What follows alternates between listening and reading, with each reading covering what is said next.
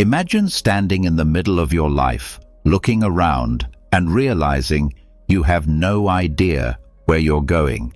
You feel stuck. You feel confused. You feel like everyone else has a plan, except you. But let me ask you something. How long are you going to carry that feeling before you decide to do something about it? Because the truth is, feeling lost doesn't mean you're broken. It doesn't mean you're weak. It means you're human. But what matters is what you do next. Will you drift or will you steer? Will you keep asking, why me?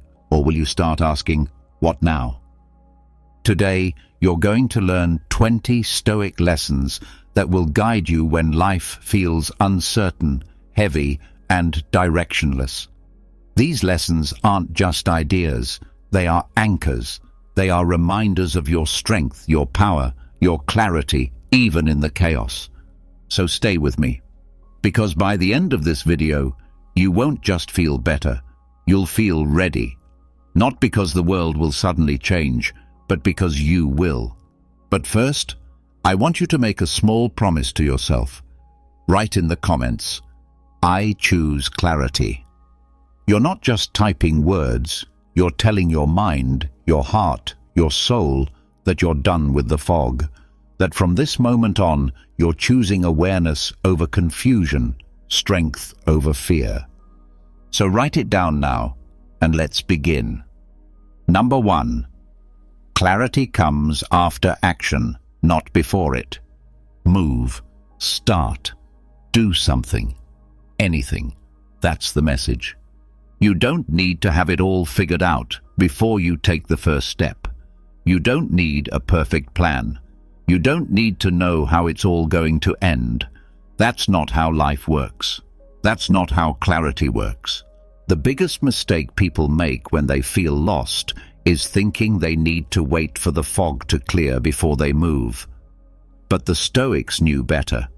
Marcus Aurelius knew better. Epictetus knew better. They understood that clarity is not something you wait for. It's something you earn by acting, even when you're unsure. Imagine you're standing in a room filled with darkness.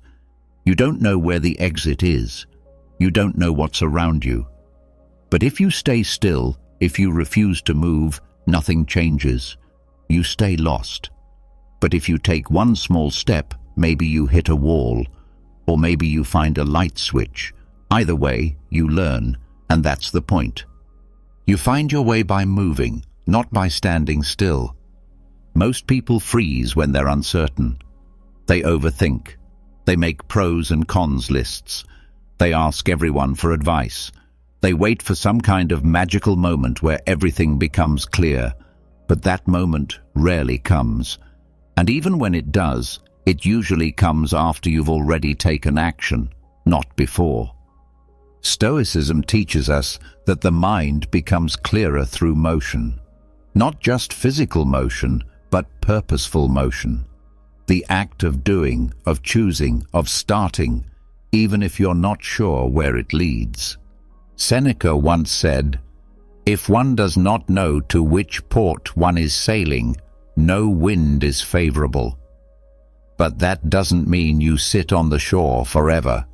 It means you pick a direction and start sailing. You adjust the sails as you go. You learn by doing. The truth is, the longer you sit still waiting for certainty, the more doubt builds up in your mind. You start asking the wrong questions. What if I fail? What if it's the wrong path? What if I don't like it? But the Stoics didn't waste time on questions they couldn't answer. They acted based on values, not feelings. They moved forward with courage, not guarantees. So what does this mean for you? It means that if you feel lost right now, you don't need a 10-step plan to fix your life. You need one step, just one. A small, honest step in a direction that feels slightly better than where you are now. That's it. Don't underestimate the power of one action. Reading one page, making one call, going on one walk, saying no to one distraction. These are the sparks that light the fire. These are the seeds that grow into clarity. When Marcus Aurelius felt overwhelmed by the weight of the Roman Empire, he didn't say, "I need a perfect solution." He asked, "What is the right thing to do right now?" He focused on the next action, the next choice, the next moment, and from that habit came wisdom, clarity, and peace. So if you're waiting for certainty before you begin, stop. You won't think your way into clarity. You won't overanalyze your way into purpose. You have to act your way into it. Start small. Start now. Start where you are. And remember this: clarity is not a gift. It's a reward. It comes after you begin, not before. So don't sit in your confusion. Don't drown in questions. Stand up. Do something. Anything. Take one real step forward, and then take another. Because once you move, the fog will begin to lift, and with each step, the path will reveal itself. Clarity comes after action, not before it. Number 2, you are not obligated to have an opinion. You don't have to respond. You don't have to explain. You don't have to jump into every conversation, every argument, every debate. Just because someone says something doesn't mean you need to say something back. Just because a topic is loud, trending, or dramatic doesn't mean it deserves space in your mind. The Stoics knew this well. Epictetus said, "We are not disturbed by things, but by the views we take of things." And most of those views? Unnecessary. Opinions we weren't forced to have. Thoughts we chose to carry. Reactions we never questioned. That's where so much of your anxiety comes from. Not reality, but your opinion about reality. You are not weak for staying silent. You are not avoiding life by not picking a side. In fact, choosing not to form an opinion on something that doesn't concern your character, your duty, or your values, that is strength, that is control, that is wisdom. Look around. Everyone wants to be heard. Everyone wants to argue. Everyone wants to prove a point. But the Stoic doesn't chase noise. They protect peace. You were not put on this earth to weigh in on everything. You were not created to be a judge of every event, every headline, every decision made by others. That's not your job. That's not your purpose. That's distraction. That's ego. And that's a trap. Marcus Aurelius, Emperor of Rome, led one of the largest empires in history. But even he, with all the power in the world, reminded himself, "You always have the option of having no opinion." Think about that. Even with armies under his command, with advisors whispering in his ear, with endless conflict and pressure, he still chose silence when silence served him better. Ask yourself, how many of your thoughts are truly yours? How many are borrowed from the internet, from media, from friends, from strangers you've never met? How much time do you waste reacting to things that have nothing to do with your values or your growth?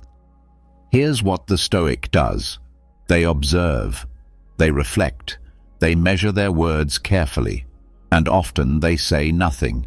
Not because they have nothing to say, but because what they don't say is more powerful than what they could. Let others argue. Let others shout. You hold your ground. You choose stillness. You choose clarity. You choose to focus on your own mind, your own habits, your own choices. You don't have to reply to every message. You don't have to comment on every topic. You don't have to carry opinions like heavy stones in your pocket. You can set them down. You can choose to say, "I don't know," or "That's not mine to carry." That choice is power. That's what the Stoics called ataraxia, peace of mind. And peace of mind doesn't come from knowing everything. It comes from knowing what to ignore. So when the world tries to pull your attention, when people demand your stance, When your mind itches to react, pause, breathe. Ask yourself, is this worth my energy? Does this help me become who I want to be? Or is this just noise? Most of the time, you'll find that silence serves you better. Remember this, you are not a machine built to respond. You are a mind built to choose, and you have the right, the freedom, to choose no opinion at all. That's not avoidance. That's wisdom. That's discipline. That's peace.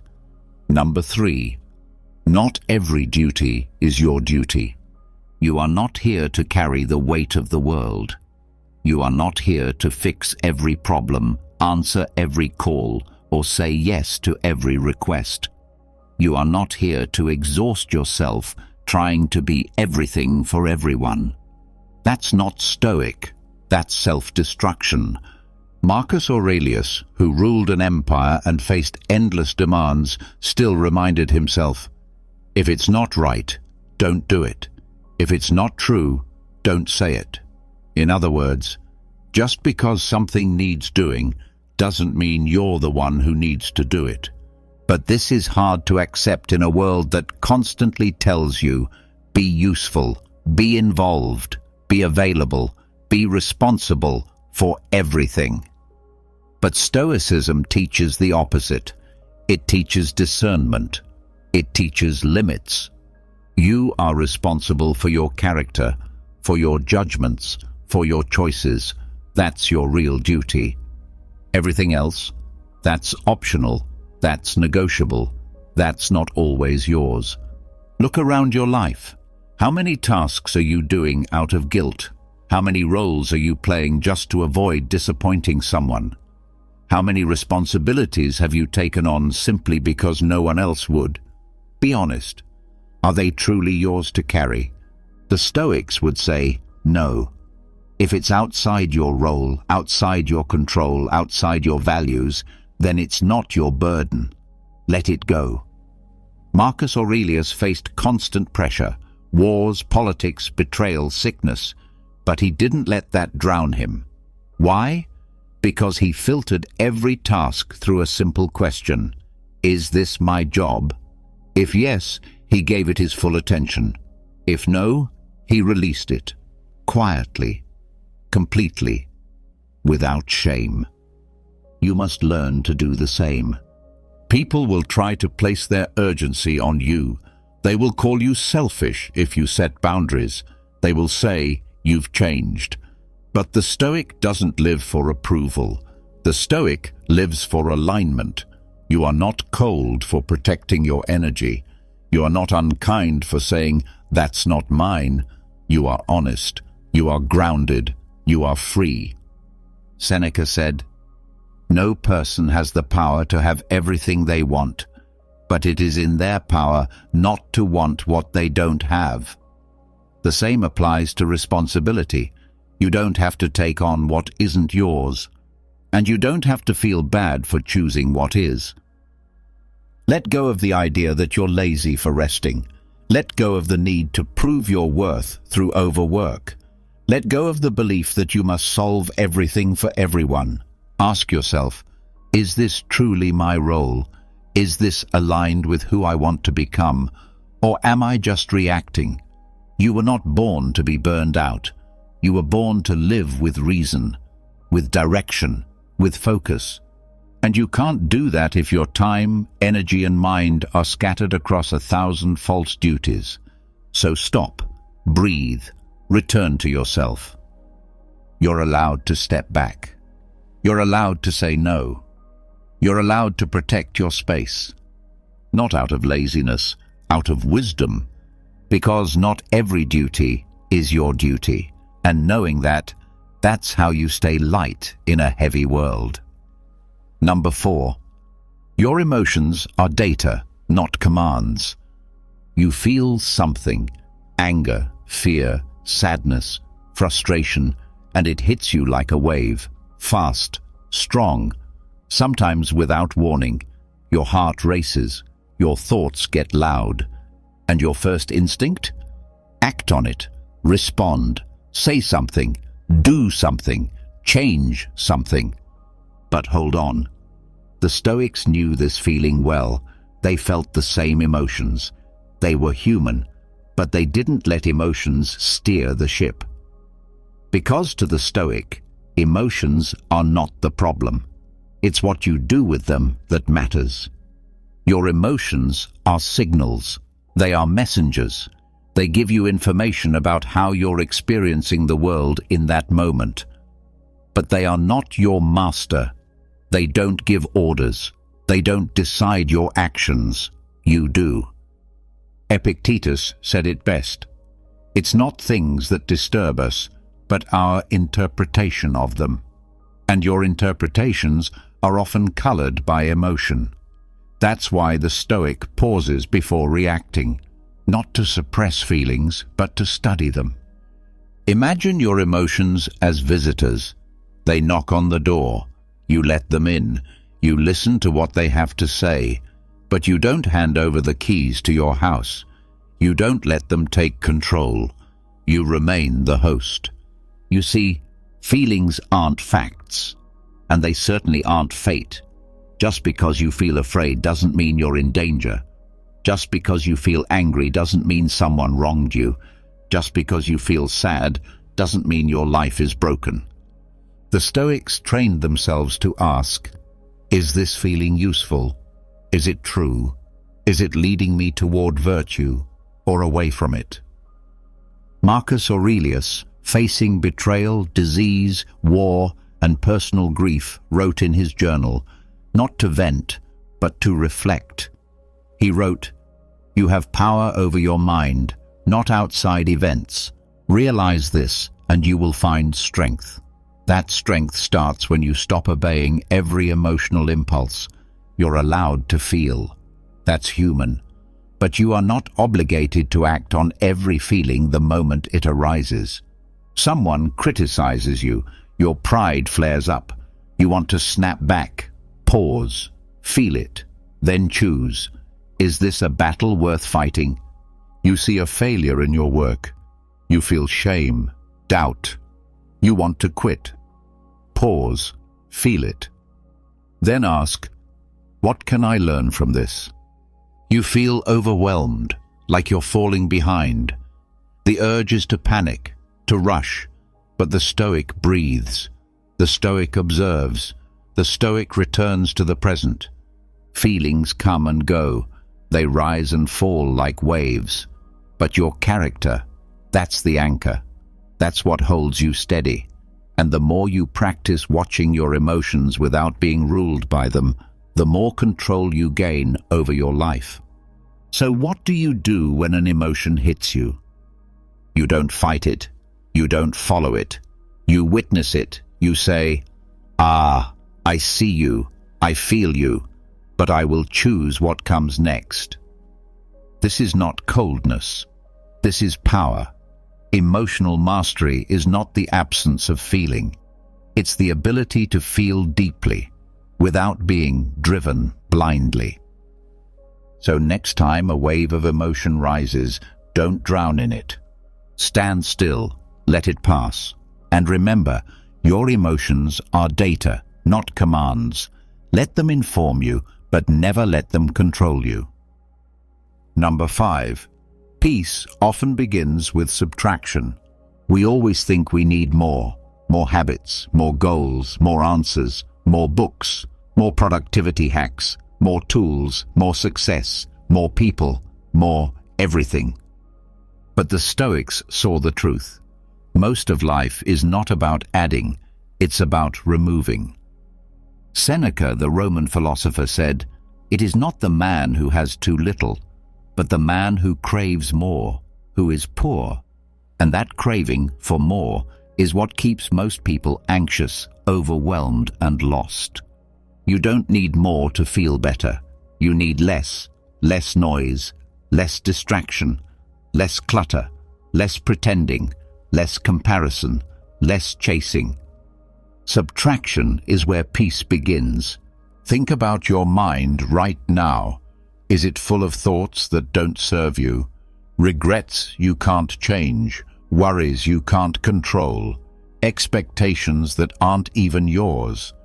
That weight you carry, that's not strength, that's noise. And Stoicism is about silence, stillness, focus. You don't find peace by doing more, you find peace by letting go. Let go of needing to impress everyone. Let go of proving yourself every day. Let go of the belief that your value comes from what you produce or how busy you are. That's not peace. That's slavery. Start small. Look at your day. What can you subtract? One task that doesn't matter. One toxic voice you keep listening to. One habit that wastes your time. One thought that drains your spirit. One app, one tab, one pressure, one lie. Remove one thing, just one. You'll feel the shift. Marcus Aurelius wrote, "If you seek tranquility, do less, or more accurately, do what's essential, and in the essential, do it well." In other words, it's not just about doing less, it's about doing less of what doesn't matter, so you can do more of what does. This is not about laziness, it's about discipline. The discipline to say no, to walk away, to simplify, to stop letting the world dump its chaos into your life. And this goes deeper than your calendar. It touches your identity. How many of your roles, your goals, your dreams, your fears aren't really yours? How many were handed to you by society, family, culture, fear? Let them go, because peace isn't something you chase. It's something that rises up when the clutter falls away. When you subtract what's false, what's unnecessary, what's shallow, you make room for what's real, for what's clear, for what actually matters. Seneca lived simply. He had wealth, but he trained himself to sleep on the floor, to eat plain food, to feel the strength of not needing. He practiced subtraction daily, and in that practice he found freedom. So the next time you feel overwhelmed, the next time your mind is noisy, don't look for another answer to add. Look for something to take away. Clear the space, quiet the noise, strip away the extra, and you'll find that what remains is peace. Because peace doesn't come when you get everything. Peace comes when you no longer need everything. Peace often begins with subtraction. So remove what doesn't belong and watch what rises. Number 6. Fate does not ask for your permission. Life will hit you without warning. One day you wake up and everything is fine. The next, your plans fall apart. Someone lets you down. Something breaks. You lose what you thought you'd always have. And when that happens, your first thought might be, why me? But the truth is, why not you? Fate doesn't ask. It doesn't check your schedule. It doesn't care if you're ready. It doesn't explain itself. That's not cruelty. That's not punishment. That's nature. That's life. To the Stoic, life is not unfair. It is indifferent. It doesn't play favorites. It doesn't guarantee safety. It simply moves. And the wise person doesn't fight that. They learn to move with it. Marcus Aurelius, Emperor of Rome, lost children, faced betrayal, led during plague and war. He didn't ask, why is this happening to me? He asked, how can I respond with strength, with reason, with virtue? He understood a simple but powerful truth. You don't control the world. You only control how you meet it. You're not responsible for the storm, but you're responsible for how you stand in it. You don't control the wind, but you control the sails. That's where your power is. That's where your freedom is. And this doesn't mean you become passive. This doesn't mean you give up and say, oh well. It means you stop resisting reality. You stop wasting energy wishing the world were different, and you start using that energy to face it. Seneca said, "A good character, when tested by misfortune, shines brighter." Because anyone can be calm when everything is going well. The Stoic trains for the moment when it doesn't. That's when the real work begins. So when fate shows up, when things don't go your way, don't ask for explanation. Don't beg for fairness. Ask, "What now? You lost your job? Okay, what now? Your plans changed. What now? You were rejected, disappointed, hurt. What now? Fate has already acted. Your choice is next. Will you respond with bitterness or clarity? Will you collapse or will you adapt? Will you complain or will you move forward with strength?" The Stoics didn't deny pain. They didn't pretend bad things don't happen. They just refused to be owned by those things. They faced every blow with a calm mind and a steady spirit. Because they knew the world doesn't owe you comfort. It doesn't owe you an explanation. And that's okay. What it does give you is a chance. A chance to show who you are. A chance to choose character. A chance to rise again and again, no matter how many times you fall. So next time fate surprises you, pause, breathe. Don't curse it. Don't resist it. Step forward. Respond with dignity. Respond with purpose. Remember, fate does not ask for your permission, but how you meet it. That's always yours to decide. Number 7, you don't need more time. You need less distraction. How often do you say it? I wish I had more time. I just need a few more hours in the day. If only I had more time, I'd finally get my life together. But here's the truth. You don't need more time. You've always had enough. What you need is fewer things stealing it from you. Seneca said it plainly over 2,000 years ago. It is not that we have a short time to live, but that we waste much of it. Time is not your problem. Distraction is. You have 24 hours today, same as Marcus Aurelius had, same as every Stoic, every leader, every artist, every thinker in history. And yet, they built empires, wrote books, changed the world. Not because they had more hours, but because they knew how to protect them. The Stoic understands that time is life. Every wasted minute is not just a lost moment. It's a piece of your soul that you don't get back. So ask yourself, where is your time really going? You open your phone just to check one thing. 20 minutes vanish. You start a task, but then switch to another. Nothing gets done. You scroll, you refresh, you chase dopamine. You're not busy, you're scattered. You're not short on time, you're drowning in noise. And noise is the enemy of depth. The Stoics were masters of focus. They didn't try to do everything. They didn't multitask. They didn't fill their minds with endless stimulation. They lived with intention. One thing at a time, with full presence, full clarity. When Epictetus taught his students, he didn't just speak about wisdom, he lived it. He simplified, he focused, he cut away the unnecessary. Not because he had no responsibilities, but because he refused to waste time on what didn't build his character. You can do the same. Start by noticing your distractions. Really notice them. Don't just say, "I'm bad at focusing." Look at why. Look at what pulls you. Is it your phone, your guilt, your need to please everyone, your fear of sitting in silence? Then choose. Choose to reclaim your time, not by force, but by clarity. Do less, but do it fully. Check your phone after your work is done, not before.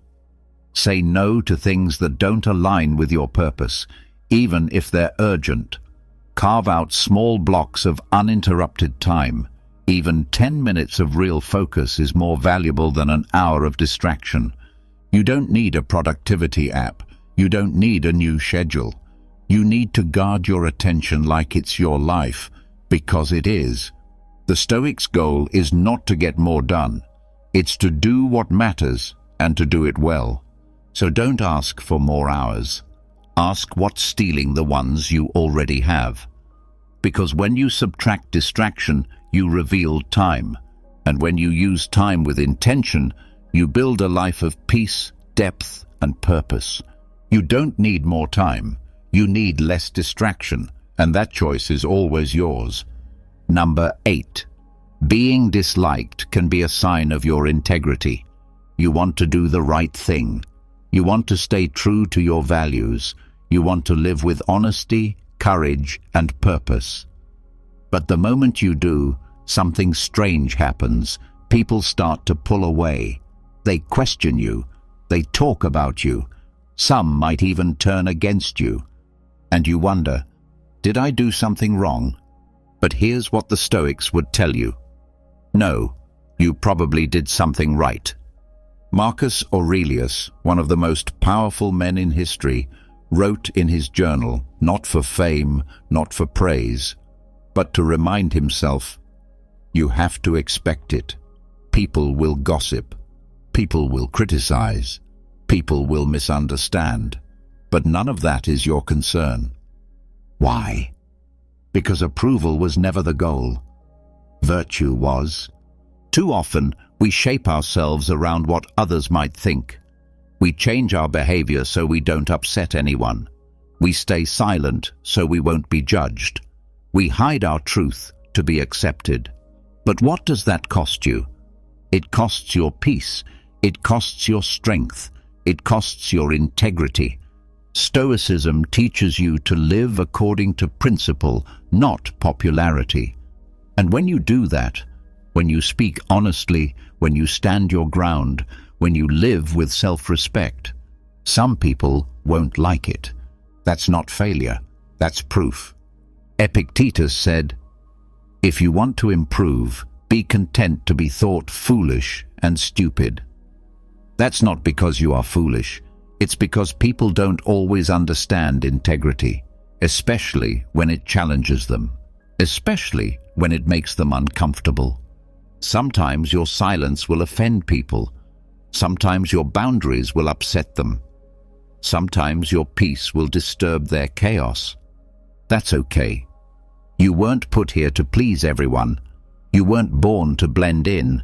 You're here to live by your values, to become the strongest, most grounded version of yourself. That path is not always liked, but it is always worth it. Ask yourself, would I rather be respected by others or by myself? The Stoic always chooses the inner path. They'd rather be misunderstood for staying true than praised for being fake. They'd rather be alone with peace than surrounded by people and full of regret. And over time, those who matter, the ones with depth, with truth, with character, will see you clearly. But even if they don't, you'll know who you are. That's something no amount of criticism can take away. So when you speak up and they judge you, keep speaking. When you set boundaries and they push back, hold the line. When you walk your path and others mock it, keep walking. Because integrity is not about being liked, it's about being whole. It's about living in alignment with what you know is right. And if that makes some people uncomfortable, let them be uncomfortable. You're not here for approval, you're here for growth. And sometimes being disliked is the clearest sign that you've finally stopped living for others and started living for truth. Number 9. Even confusion is part of the path. You feel stuck, uncertain, like you're floating through life without a clear direction.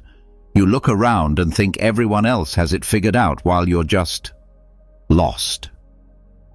But here's what the Stoics would tell you. That feeling, that confusion, that uncertainty, it's part of the process. Seneca said, "If a man knows not to which port he sails, no wind is favorable." Yes, that's true. But here's the part no one talks about.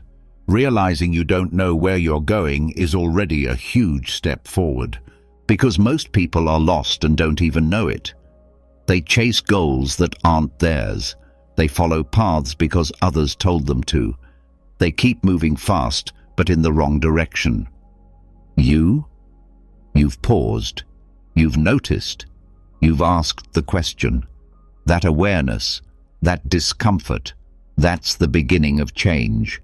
The Stoics never claimed to have every answer. They didn't say the path would always be straight, but they embraced uncertainty. Why? Because it's honest, because it's real, because from confusion comes clarity, but only if you stay awake. Marcus Aurelius, Emperor of Rome, wrote to himself in his darkest hours, not because he had perfect clarity, but because he was wrestling with life just like you. He didn't hide from the fog, he walked through it, one step at a time, with honesty, with discipline, with courage. That's the Stoic way. So if you feel lost, good. That means you've started to look. That means your eyes are open. That means you're ready to stop living on autopilot. The key is not to panic, not to numb it, not to rush for answers just to quiet the discomfort. The key is to sit with it, observe it. Ask yourself, what truly matters to me? What am I doing each day? Who am I becoming? Those questions will sting at first. They'll expose cracks, but cracks let the light in. Confusion doesn't mean you're broken. It means you're growing. It means your old ways of thinking are falling apart. That's not failure. That's space. Space to build something better, something real. So don't try to figure it all out in one night. Don't expect the whole path to appear. You don't need a 10-year plan. You just need your next step. Write something. Reflect. Learn. Take a walk. Let go of what no longer fits. Do one thing, small, honest, imperfect. That's how direction is built. Not by waiting for the perfect map, but by moving through the fog with your eyes open. And yes, you'll make mistakes. You'll take wrong turns. But the Stoic doesn't fear that, because every wrong turn brings a lesson. Every step teaches you something. Every moment of doubt is a doorway to understanding, if you don't run from it. So when you feel lost, don't collapse. Don't retreat. Stand up. Breathe. And remind yourself, even confusion is part of the path.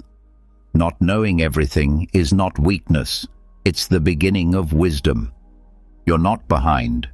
You're exactly where you need to be, awake, aware, and ready to grow. And that's progress. That's the path. Number 10. Your story is not unique, and that's a blessing. You feel like no one understands, like you're walking through something no one else has ever faced. You feel isolated, confused, overwhelmed. Maybe you've told yourself, no one gets it. No one would understand what I'm going through. But here's the truth. They would. Because someone already has. The Stoics knew this, that no matter how personal your pain feels, no matter how new your problem seems, it's not. It has all been lived before, in different times, with different names, through different faces. But the core, the struggle, it's the same. You are not the first person to feel lost. You are not the first person to feel broken. You are not the first person to feel like giving up. And that's not meant to make you feel small, it's meant to make you feel less alone. Marcus Aurelius wrote in his journal, "Whatever happens to you has happened before. It is happening now to others. It will happen again." He didn't say that to dismiss pain. He said it to remind himself, this is part of the human experience. And because others have walked this path before you, It means there is wisdom waiting. There are answers. There is perspective. You are not lost in the dark with no map. The people who came before you, they left the light on. That's what Stoicism is. A record of survival, a playbook for resilience, a voice from the past saying, "I've been where you are, and here's how I made it through." Read the words of Seneca when you feel overwhelmed. He battled illness, exile, betrayal. He wrote letters not just for friends, but for you. Letters to guide someone he would never meet. Read Marcus when you feel small. He ruled an empire but struggled with stress, fatigue, and fear. He wrote to himself, reminding his own heart to stay strong. Read Epictetus when you feel powerless. He was born a slave. He had nothing. But he trained his mind like a soldier, and he taught others to do the same. Your story is not unique, and that's not shameful. That's hopeful. It means you belong to a long, unbroken chain of humans who have fallen and risen again. It means others have stared into the same darkness and found a way forward. So when you feel like your pain is too big, like your confusion is too deep, like your story is too complicated, pause. Look back. Reach for the words of those who lived before you.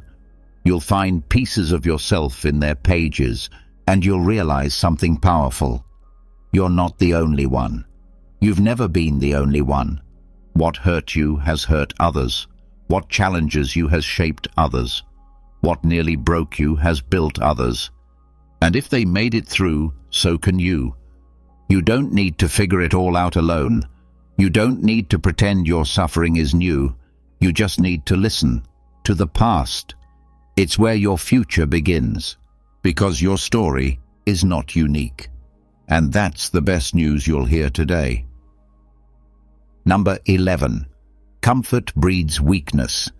Discomfort reveals strength. You crave it. Warmth, safety, predictability. Comfort feels good. It feels easy. It feels safe. But here's the truth the Stoics knew. Comfort is a slow poison. The more you seek it, the more it softens you. The more you cling to ease, the more it robs you of your edge, your power, your growth. You weren't built for a life of constant pleasure. You were built for challenge, for tension, for sharpening. And that only comes through discomfort. Seneca didn't just write about this. He lived it. He trained himself to sleep on the floor, to wear rough clothes, to eat plain food. Why? Not because he had to, but because he knew that avoiding pain makes the soul fragile. He said, "Set aside now and then a few days during which you shall be content with the scantiest and cheapest fare, and ask yourself, is this the condition I feared?" Comfort tricks you into thinking you're strong. It makes your world small. You stop taking risks. You stop asking questions. You stop moving forward. Why? Because you've built a cage out of convenience. And once you're trapped in that cage, anything hard feels impossible. But discomfort, that's where you meet your real self. Every Stoic, Marcus Aurelius, Epictetus, Seneca, they all believed this. You don't become stronger by avoiding the fire. You become stronger by stepping into it with purpose. Epictetus was born a slave. His leg was broken by his master. He lived with pain every day, but he didn't let that destroy him. He used it. He faced it. He turned it into strength. He said, "Difficulties show a person's character. So when trouble comes, think of yourself as a wrestler whom God, like a trainer, has paired with a tough opponent." You don't grow when things are easy. You grow when you stretch, when you push, when you fall and get back up. That's how you build resilience. That's how you build discipline. That's how you discover who you really are. So the next time something feels hard, uncomfortable, or painful, Don't run from it. Step into it. Not carelessly, but intentionally. Use it. A cold shower, a tough workout, an honest conversation, a habit you've been avoiding, a task you fear.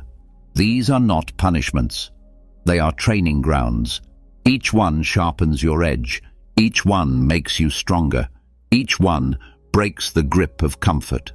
Marcus Aurelius faced war, betrayal, sickness, and death. Yet he wrote, "The impediment to action advances action. What stands in the way becomes the way." He didn't pray for ease, he prepared for reality, and in doing so, he became unshakable. That's the path you must choose, not the easy one, but the real one. The path of discomfort, the path of resistance, the path that molds character. So when you feel the urge to avoid, to escape, to delay, pause. Ask yourself, is this comfort making me stronger, or is it making me soft? Then choose the harder thing, not to suffer, but to grow. Because the Stoics didn't seek pain, they used it. And so can you. Comfort breeds weakness. Discomfort reveals strength. Face it and sharpen yourself. Number 12. Anger often hides helplessness. You feel the heat rise in your chest. Your jaw tightens. Your voice sharpens. You slam the door. You send the message. You say the words. You feel powerful for a moment. But when the dust settles, when the adrenaline fades, you're left with something else underneath. Not strength, not clarity, not peace. You're left with helplessness. The Stoics understood this. They never saw anger as strength.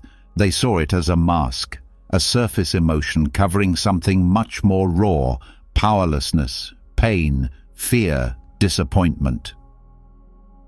Seneca, who wrote an entire essay called On Anger, warned, "No plague has cost the human race more." He wasn't talking about sickness. He was talking about unexamined emotion, anger that goes unchecked, unchallenged, ununderstood. And yet today, anger is glorified. It's mistaken for leadership, for confidence, for toughness. But in Stoicism, anger is not a sign of control, it's a sign you've lost it. The Stoic doesn't ignore anger. They don't suppress it. They study it. They ask, where is this coming from? What is this feeling trying to tell me? What am I avoiding? Because more often than not, anger is your mind's way of saying, I feel out of control and I don't know what to do about it. You're angry at someone's words, but deep down it's because they made you feel small. You're angry at a mistake, but it's because you feel like you're failing. You're angry at life, but it's because you feel lost and no one's coming to fix it. Epictetus said, "When you are offended at any man's fault, turn to yourself and study your own failings. Then you will forget your anger." Not because you're excusing what happened, but because anger turned inward becomes insight, and insight leads to power. So what should you do when you feel that fire rising? Pause, breathe, don't obey it, observe it, ask, what part of me feels out of control right now? Ask, is this truly about them or about me? Ask, what would it look like to respond instead of react? You don't need to yell to be heard. You don't need to explode to be strong. The Stoic teaches through calm, not chaos. They lead with reason, not rage. Marcus Aurelius, burdened with leadership and betrayal, reminded himself daily, how much more harmful are the consequences of anger than the causes of it. In other words, the damage often comes after the feeling, not from the event, but from how you chose to meet it. So choose differently. Let your anger reveal the truth, not distort it. Let it point to a wound you need to heal, a belief you need to challenge, a fear you need to face. Anger is a signal, not a solution. It's a symptom, not a strategy. And when you feel it, don't run from it. Sit with it, study it, learn from it. Because once you trace it back to the root, you won't just feel powerful, you will be powerful. The kind of power that doesn't lash out. The kind of power that doesn't need to raise its voice. The kind of power that doesn't let emotion drag it by the hand. Remember, anger often hides helplessness, and the Stoic doesn't get lost in the noise. They listen, they learn, and then they act with clarity. Number 13. Impressions lie. Always test them. You see something, you hear something, you feel something, and instantly, without thinking, you react. You judge, you assume, you believe. But what if what you saw wasn't real? What if what you felt wasn't the truth? The Stoics had a word for this: impressions, your immediate thoughts, reactions, and interpretations of what happens around you. Epictetus warned, don't be swept away by the appearance of things. Because that's what impressions are. Appearances, not facts, not reality, just first drafts. And first drafts often lie. The moment something happens, your mind rushes in to label it. This is bad, this is unfair, this is personal, this is urgent. But most of the time, it's none of those things. It only feels that way because you didn't pause long enough to test it. The Stoic doesn't accept every impression. They challenge it. You get an angry message? Your first impression says, they hate me, I failed. But is that true? Or did you just assume? You hear silence from someone. Your impression says, they're ignoring me. But maybe they're just busy. Maybe it's not about you at all. You face a setback? The impression screams, I'm doomed. Everything is falling apart. But maybe it's a lesson, a redirection, a necessary pain. Epictetus taught his students to ask 3 questions the moment an impression appeared. Is this true? Is this useful? Is this endurable? Truth, utility, endurance. If your impression doesn't pass all 3, it doesn't deserve your belief.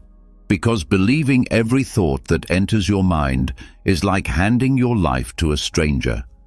You lose control. You react instead of respond.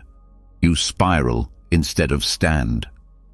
Marcus Aurelius, in his darkest moments, reminded himself, you have the power to strip away many superfluous troubles, for they exist only in your mind. And it's true. Most of your suffering doesn't come from the world. It comes from what you tell yourself about the world. So how do you take control? You pause. You breathe. You hold the impression at arm's length. You say, wait, let me look at this. You become the observer, not the victim. The thinker, not the reactor. You don't ignore the impression. You examine it. You test it. You challenge it. And only then, if it earns your trust, do you accept it. This takes discipline, mental strength, self-awareness. But it's the path to clarity, and it's what separates the Stoic from the impulsive. Because the world will always throw noise at you. Always. But the Stoic doesn't let that noise decide who they are or how they live.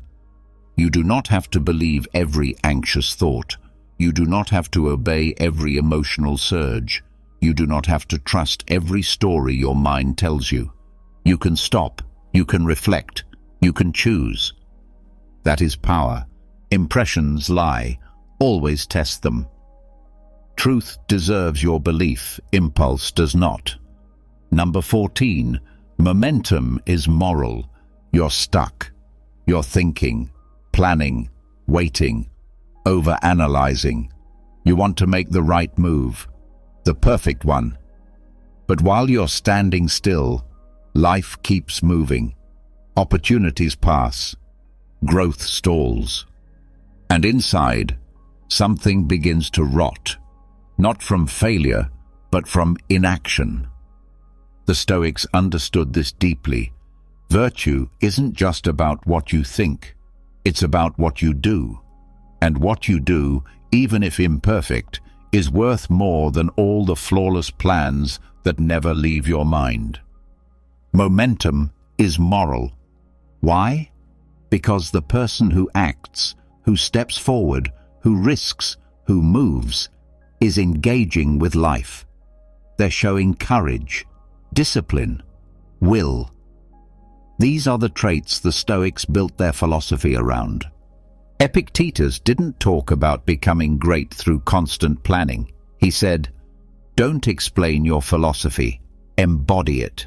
That means don't just talk, live it. Don't just think, move. Don't wait to feel ready, just begin.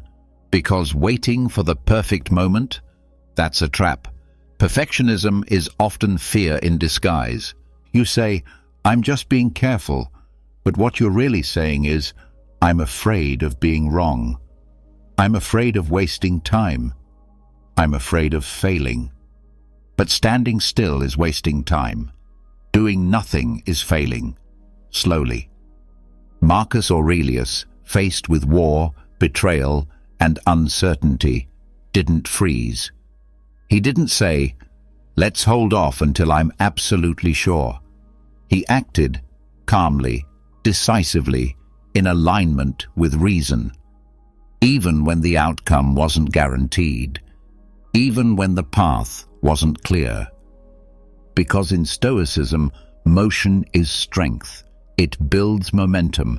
It builds courage. It builds virtue. You don't need to leap. You don't need to transform your life overnight. You just need to take the next right step, and then the next one, and then the next. That's how confidence is built, not in the mind, but in movement. And here's the truth. Motion clarifies. When you act, you learn. When you wait, you guess. So write the thing. Make the call. Start the habit. Even if it's messy. Even if it's awkward. Even if you don't know exactly where it's leading. The Stoic doesn't waste time on the illusion of certainty. They move with intention, even if it's small. Seneca wrote, "While we are postponing, life speeds by." He didn't say to rush. He said to begin, to start walking. Because once you're in motion, the path starts to reveal itself. There's honor in action. There's dignity in trying. There's strength in showing up when it's easier to stay frozen. Don't wait until you feel brave. Action is how you become brave. And don't tell yourself the lie that you're just not ready. You become ready by doing. So whatever you've been hesitating on, whatever you've been holding off for the right time, this is your sign. Start, move, try. You don't need to be perfect. You just need to begin. Momentum is moral, and action, however small, is always greater than endless delay. Number 15. Don't just admire virtue, practice it. You read the quotes, you highlight the pages, you nod your head and say, "Yes, that's powerful." But then what? You go back to your habits. You scroll. You avoid. You react. You forget. You admire virtue like it's a statue in a museum. Beautiful, distant, untouchable. But Stoicism is not a philosophy to admire. It is a code to live, especially when it's hard, especially when no one is watching. Marcus Aurelius didn't write meditations to impress anyone. He didn't post his thoughts for likes. He wrote to remind himself how to be better, because he knew reading about virtue means nothing if you don't practice it. You say you value courage, but when fear shows up, do you run? You say you value discipline, But do you stay consistent when no one's checking? You say you value honesty, but do you twist the truth when it's convenient? The Stoics believed that real strength is quiet. It doesn't shout. It doesn't perform. It doesn't need an audience.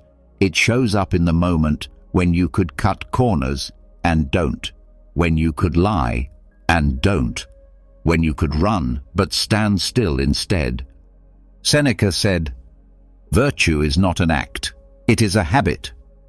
That means it's not something you do once. It's something you train, like a muscle. You practice justice, courage, self-control and wisdom, not when it's easy, but when it's uncomfortable. And when you fall short, which you will, you don't quit. You don't fake it. You return to the work, every day, every hour, because virtue isn't something you have. It's something you build by choice, by action, by effort. The Stoic doesn't care about looking good. They care about being good. They don't need praise. They don't need to be noticed. They train in silence. They act in alignment. They live in truth. So, if you admire Stoicism, good. But admiration isn't enough. Practice is what transforms you. Start small. Tell the truth when it's awkward. Keep your promise when no one's watching. Say no to the easy path when the right one is harder. Pause before reacting. Speak with purpose. Live with aim, not because it makes you look stoic, but because it makes you free. So when the moment comes, not in theory, not in books, but in life, will you admire Stoicism or embody it? The choice is yours. And the world doesn't need more people quoting wisdom. It needs more people living it. Don't just admire virtue, practice it. And let your actions speak what your words cannot. Number 16. Your future is formed in how you handle boring days. Not every day will test your strength. Not every day will bring a crisis, a tragedy, or a life-changing decision. Most days will be quiet, repetitive, ordinary. And that's exactly where your future is being built. The Stoics didn't just train for battle, they trained for boredom, for silence, for repetition. They understood that how you show up in the unremarkable moments determines who you become in the unavoidable ones. It's easy to be stoic during a storm, when everything is falling apart and the world demands a response. But what about when the world says nothing? What about when no one's watching? What about when the day feels dull and the mind starts to wander? That's the real test. Marcus Aurelius didn't write Meditations to impress anyone. He wrote it quietly, in between the chaos of war and duty, during the stillness of early mornings and long evenings. He practiced philosophy in routine, not just in emergency. Because the Stoics' strength isn't measured by how loud they are in a crisis, but by how consistent they are in the mundane. You want a better life? Don't wait for some dramatic turning point. Build it on the days when nothing special happens. It's in the small choices. Waking up when you said you would. Doing the work even when you don't feel like it. Keeping your word, especially to yourself. Taking care of your body, training your mind, choosing presence over distraction, choosing reason over laziness. These aren't glamorous moments. They're ordinary. But ordinary, done with discipline, becomes extraordinary over time. Epictetus taught his students not just how to handle loss or hardship, but how to handle daily life. He told them to focus on the practice, not the performance, the preparation, not the praise, because boredom isn't your enemy, it's your teacher. It shows you whether your habits are real or just for show. It reveals whether you've built discipline or just adrenaline. It asks, can you do the right thing when no one's clapping, when no one's watching, when no one's forcing you. That's where real character is formed. So the next time you wake up and think, today is just another day, stop. It's never just another day. It's a brick in the wall of your future. It's a vote for who you're becoming. It's a chance to train, to sharpen, to grow, even if the world stays quiet. Don't waste the quiet days. Don't wait for chaos to start practicing self-control. Don't wait for urgency to start showing up with purpose. The Stoic builds in silence. They train in peace. And because of that, when the storms come, they are ready. Your future is not built in the big moments. It's built in how you handle the boring ones. So treat today like it matters, because it does. Number 17. I don't know is a Stoic answer. You're asked a question. You feel the pressure to respond, to sound smart, to have it figured out. So you guess. You bluff. You repeat something you heard. Why? Because you think not knowing is weakness. You think admitting uncertainty makes you look small. But the Stoics would say the opposite. I don't know is not weakness. It's strength. It's clarity. It's the beginning of wisdom. Epictetus taught his students that arrogance is a kind of blindness, a refusal to see your own limits. And when you pretend to know, when you speak without understanding, you're not showing intelligence, you're showing fear. Fear of appearing uncertain, fear of seeming behind, fear of saying, I don't know. But here's the truth. The wisest people in history were never the loudest. They were the ones who questioned, who listened, who doubted their own views, tested them, and stayed open.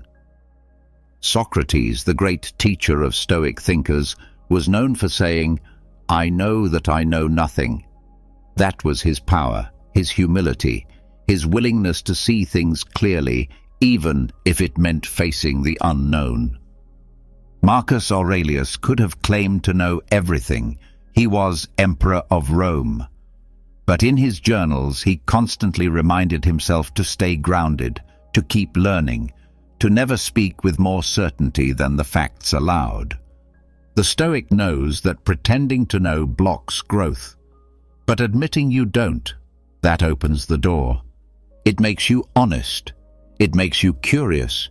It makes you teachable. When you say, I don't know, you stop performing. You start learning. You stop defending. You start asking better questions. You stop closing your mind. You start expanding it. Think about it.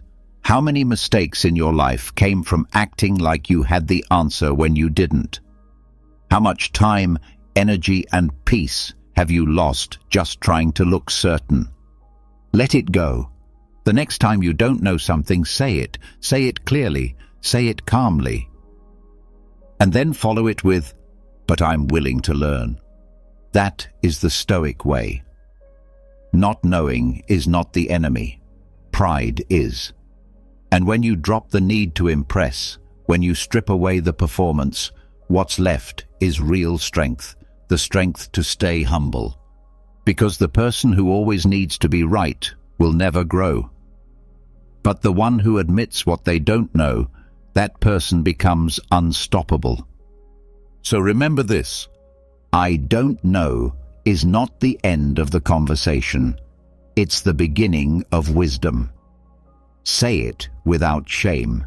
Say it without fear. Because only the humble can ever become truly wise. Number 18. Let others chase pleasure. You chase alignment. Everyone around you is chasing something. Pleasure, excitement, comfort, more. They want to feel good all the time, to avoid pain, to stay distracted, to be entertained. And most of them will call that happiness. But the Stoic doesn't chase feelings. The Stoic chases alignment, not with the world's opinion, not with momentary emotions, but with virtue, with duty, with who they were meant to be. The world says, do what feels good. The Stoic says, do what's right. Because feelings pass, pleasure fades, but alignment lasts. It builds something inside you that can't be shaken. Epictetus said it clearly. Freedom is the only worthy goal in life. Only the disciplined man is free. And that discipline of thought, of action, of purpose is what brings true peace. Not fake happiness, not cheap thrills, but harmony with your values, with your role, with the nature of things. You don't control everything. You don't always get what you want, but you can choose to live in a way that's coherent, a way that matches who you claim to be. That's alignment. Marcus Aurelius could have indulged in all the luxuries of being emperor, but he didn't. He lived simply. He worked quietly. He focused on service, not sensation. Because he knew that pleasure is fleeting, but integrity is lasting. Ask yourself, do you feel scattered, always pulled in different directions, always chasing the next thing to make you feel better? That's the cost of living by emotion. Now ask, what if you slowed down? What if you stopped chasing feeling good and started chasing being good? The Stoic doesn't numb themselves. They don't reject joy, but they're not controlled by it. They don't live for approval. They don't live for indulgence. They live to honor the self they are capable of becoming. That's the difference. So let others chase highs. Let them run from discomfort. Let them build lives around pleasure. You wake up and ask, what's right? You speak with honesty, even when it's hard. You choose discipline, even when it's boring. You align your actions with your beliefs, even when no one sees it. Because happiness is an accident, but alignment is a decision. And the more aligned you live, the quieter your mind becomes. The more steady your heart feels, the stronger your life stands, no matter what happens. So stop chasing what feels good. Start choosing what is good. Let others chase pleasure. You chase alignment. That's the Stoic path, and it never leads you wrong. Number 19. If it won't matter in death, it shouldn't matter in life. You get frustrated. You get offended. You stress over things not going your way. What someone said, what someone didn't say, how you look, what people think, that email, that delay, that mistake. You carry these things like they matter, like they define you, like they'll last forever. But the Stoics would ask you one simple question. Will this matter when you're dead? Because if it won't matter in death, then why are you letting it steal your peace now? This isn't about being cold. It's about perspective. Memento mori. Remember death. The Stoics didn't dwell on death to be dark or dramatic. They used it to cut through the noise, to filter out the trivial, to remind themselves that time is short, and most of what we stress over is meaningless in the big picture. Seneca said, "Let us prepare our minds as if we'd come to the very end of life. Let us postpone nothing. Let us balance life's books each day." In other words, practice dying daily, not in fear, but in focus. What would still matter if this were your last day? Who would still deserve your time? What problem would still be worth solving? Would you still care about the rude comment, the small failure, the likes, the gossip, the delay? Or would you drop it all and just live? Marcus Aurelius reminded himself often, "You could leave life right now. Let that determine what you do and say and think." That's not meant to scare you, it's meant to wake you up. Most people live like they have forever, so they waste time. They argue over nothing. They chase approval. They delay their dreams. They say, I'll do it later. But later is not promised. Tomorrow is not guaranteed. And once you truly accept that, life becomes lighter. You stop clinging to things that don't matter. You stop carrying burdens that aren't yours. You stop giving energy to things that won't matter 1 year from now, let alone on your deathbed. You start choosing peace over pride, presence over distraction, purpose over performance. When you practice death, you stop fearing it. And when you stop fearing death, you start living on purpose. This is how the Stoics found peace, not by controlling everything, but by realizing how little of it truly matters in the end. So the next time you feel stressed, ask yourself, will this matter when I die? If the answer is no, let it go. If the answer is yes, give it everything you've got. Because this life is short, and what truly matters, your character, your choices, your relationships, your virtue, that's where your energy belongs. The rest, leave it behind. If it won't matter in death, it shouldn't matter in life. So, live now, clearly, honestly, and without wasting another moment. Number 20. You are already enough to begin. Stop waiting. Stop waiting to feel ready. Stop waiting to be smarter, stronger, richer, more experienced. Stop telling yourself you need more confidence, more clarity, more time. That's not the Stoic way. That's delay dressed as logic. The Stoics never told you to wait until you became someone else. They told you to begin exactly as you are. Not because you're perfect, but because you already have everything you need. You were born with reason. You were born with the ability to choose. You were born with the power to act with virtue. Marcus Aurelius didn't wait to become a great leader before leading. He stepped into each day, each decision, each difficulty, grounded in this truth, that he could act now in alignment with his nature, and that would be enough. You can do the same. Epictetus was born a slave. He didn't say, "Once I'm free, then I'll live wisely." He started where he was. He used what he had. He didn't need the world to change. He changed his own mind. That's the Stoic mindset. You don't need to become some ideal version of yourself before you take action. You don't need to fix your past or figure out your entire future. You just need to return to who you really are beneath the doubt, the fear, the noise. And who is that? Someone capable of reason. Someone capable of choosing what's right. Someone capable of living with courage, discipline, justice, and wisdom. Today. The world will tell you to wait, to polish your image, to earn your worth. But the Stoics, they'd say, live now, act now, begin now. Because becoming begins with doing, not with waiting. So when your mind says, "I'm not ready," respond with, "Am I not human? Do I not have the same faculties as those who came before me? Can I not choose my next thought, my next word, my next move, right now?" Of course you can.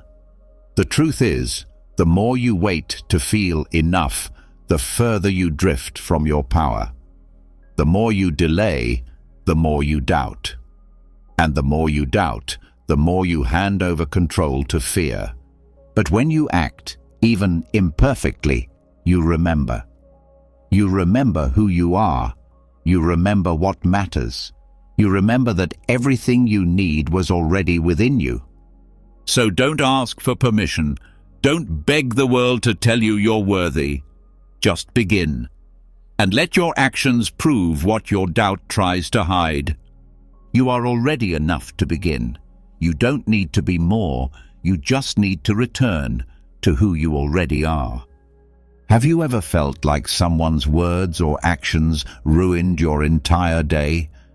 Maybe it was a rude comment, a thoughtless gesture, or even just an unexpected inconvenience.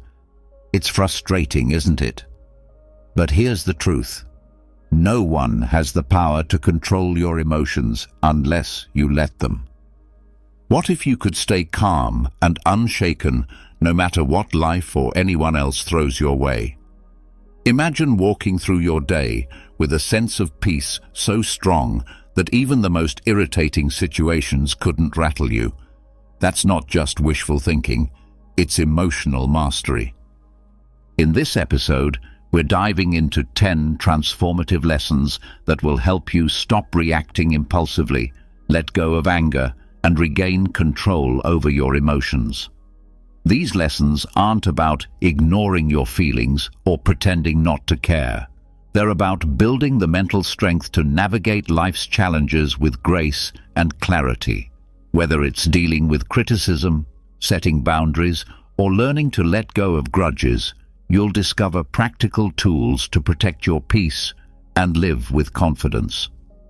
By the end of this episode, you'll have the mindset and strategies you need to stay unbothered, even in the most difficult situations. So, if you're ready to unlock the secret to emotional freedom and live a life where no one else can control your mood, let's get started.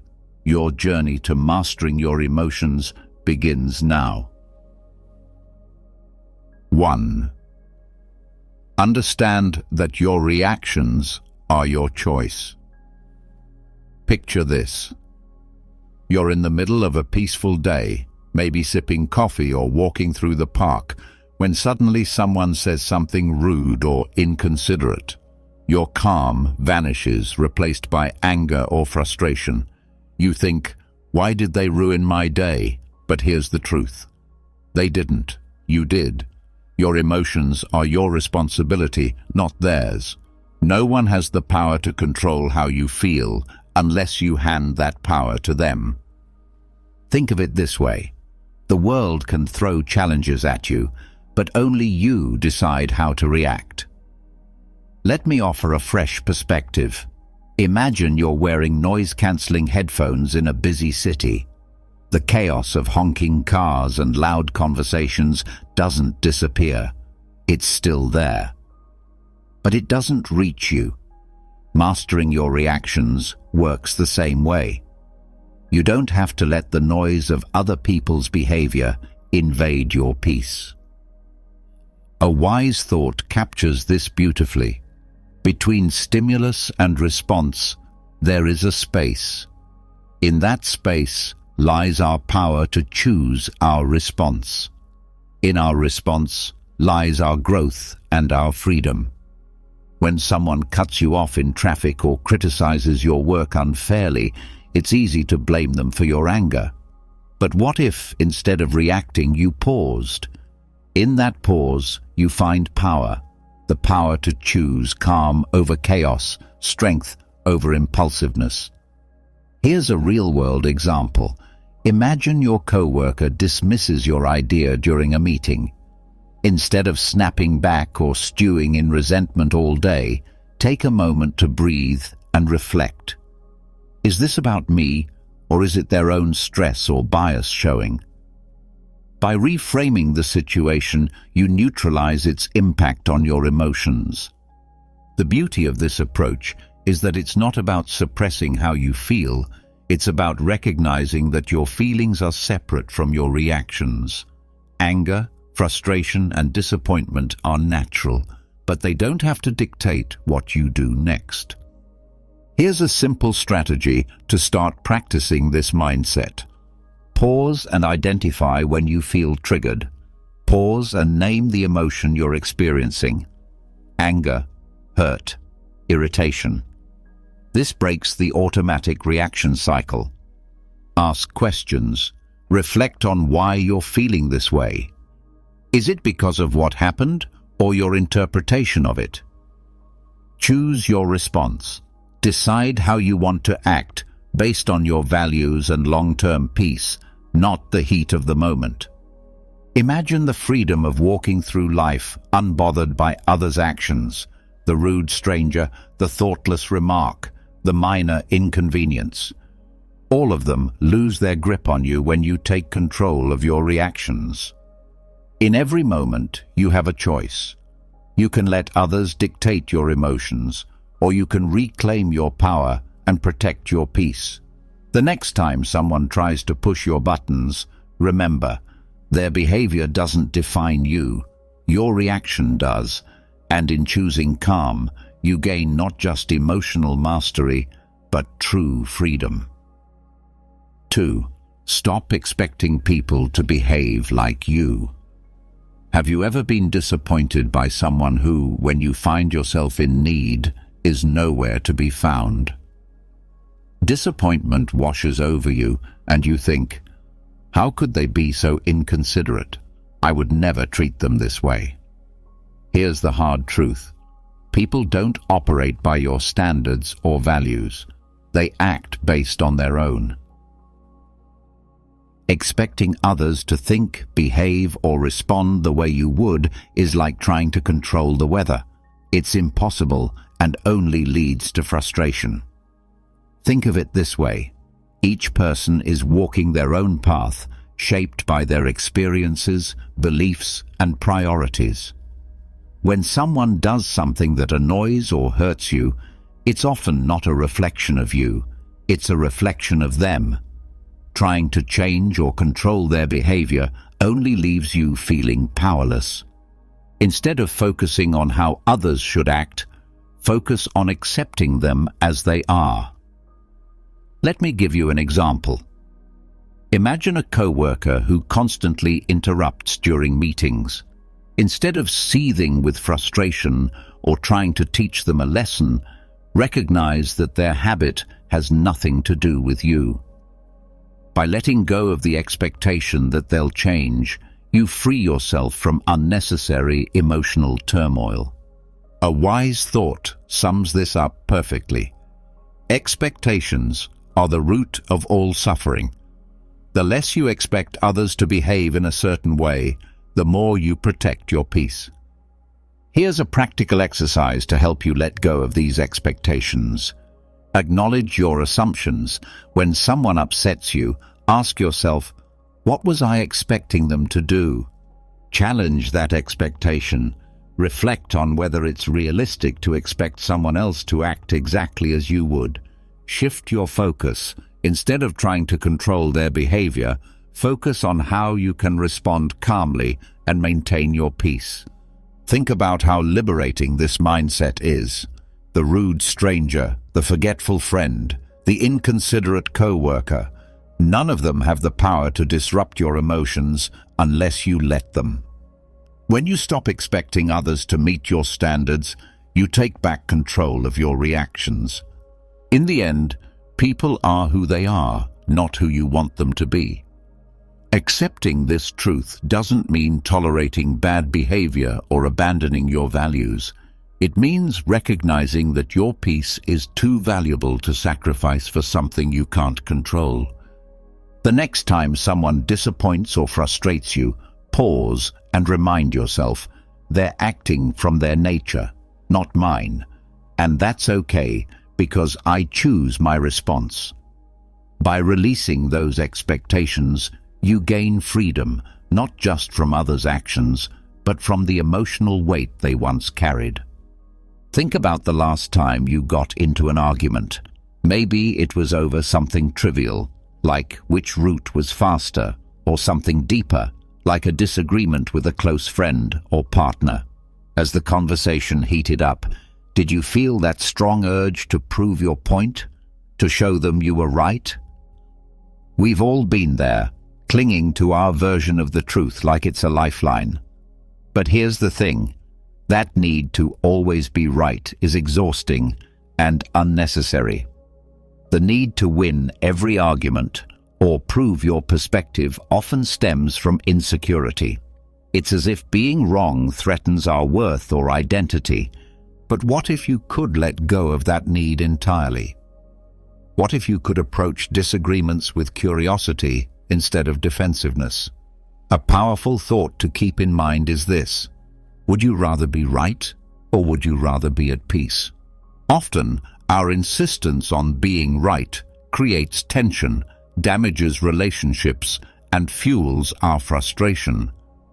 On the other hand, letting go of the need to prove yourself allows you to preserve your peace and approach conflicts with understanding. Imagine someone accuses you of something unfair. Your instinct might be to defend yourself, to argue your case, or to point out their flaws in return. But what if you paused and asked yourself, is it worth my energy to prove them wrong? Will this argument change anything important in my life? In most cases, the answer is no. Here's an example. A friend might insist that their way of handling a problem is better than yours. Instead of diving into a debate, you could say, I see where you're coming from, and I respect your perspective. By doing this, you not only diffuse the tension, but also maintain your calm and avoid unnecessary conflict. The Taoist philosopher Lao offers timeless wisdom. He who is attached to his views will never grow. Letting go of the need to be right doesn't mean abandoning your principles or silencing your voice. It means recognizing that not every disagreement needs a resolution in your favor. It's about choosing when to engage and when to step back. Pause before responding. When you feel the urge to argue, take a deep breath and reflect on whether it's worth your energy. Seek understanding. Instead of trying to win, ask questions to understand the other person's perspective. This approach often de-escalates conflict. Pick your battles. Save your energy for disagreements that truly matter, ones that align with your values or affect significant outcomes. Over time, you'll find that letting go of the need to always be right brings immense freedom. You'll start noticing how much lighter and calmer you feel when you stop trying to control every conversation or prove every point. Arguments lose their grip on your emotions because you've chosen peace over pride. Remember, your value isn't tied to winning debates or proving your intelligence. It's in how you carry yourself, how you protect your energy, and how you maintain your inner peace. The next time you're tempted to argue, pause and remind yourself, being right won't make me happy, but being calm will. And in that moment, you'll experience the true power of letting go. Imagine this. You're excitedly sharing an idea, something you're truly passionate about, and someone interrupts with a dismissive comment. Their words cut deep, and suddenly, the confidence you felt disappears. Why does this happen? It's because we often let others' words define how we see ourselves. Here's the truth. Your worth isn't determined by someone else's opinion. It's not tied to their compliments, criticisms, or judgments. When you rely on others to validate you, you hand them the power to control your emotions. True emotional freedom comes when you take that power back.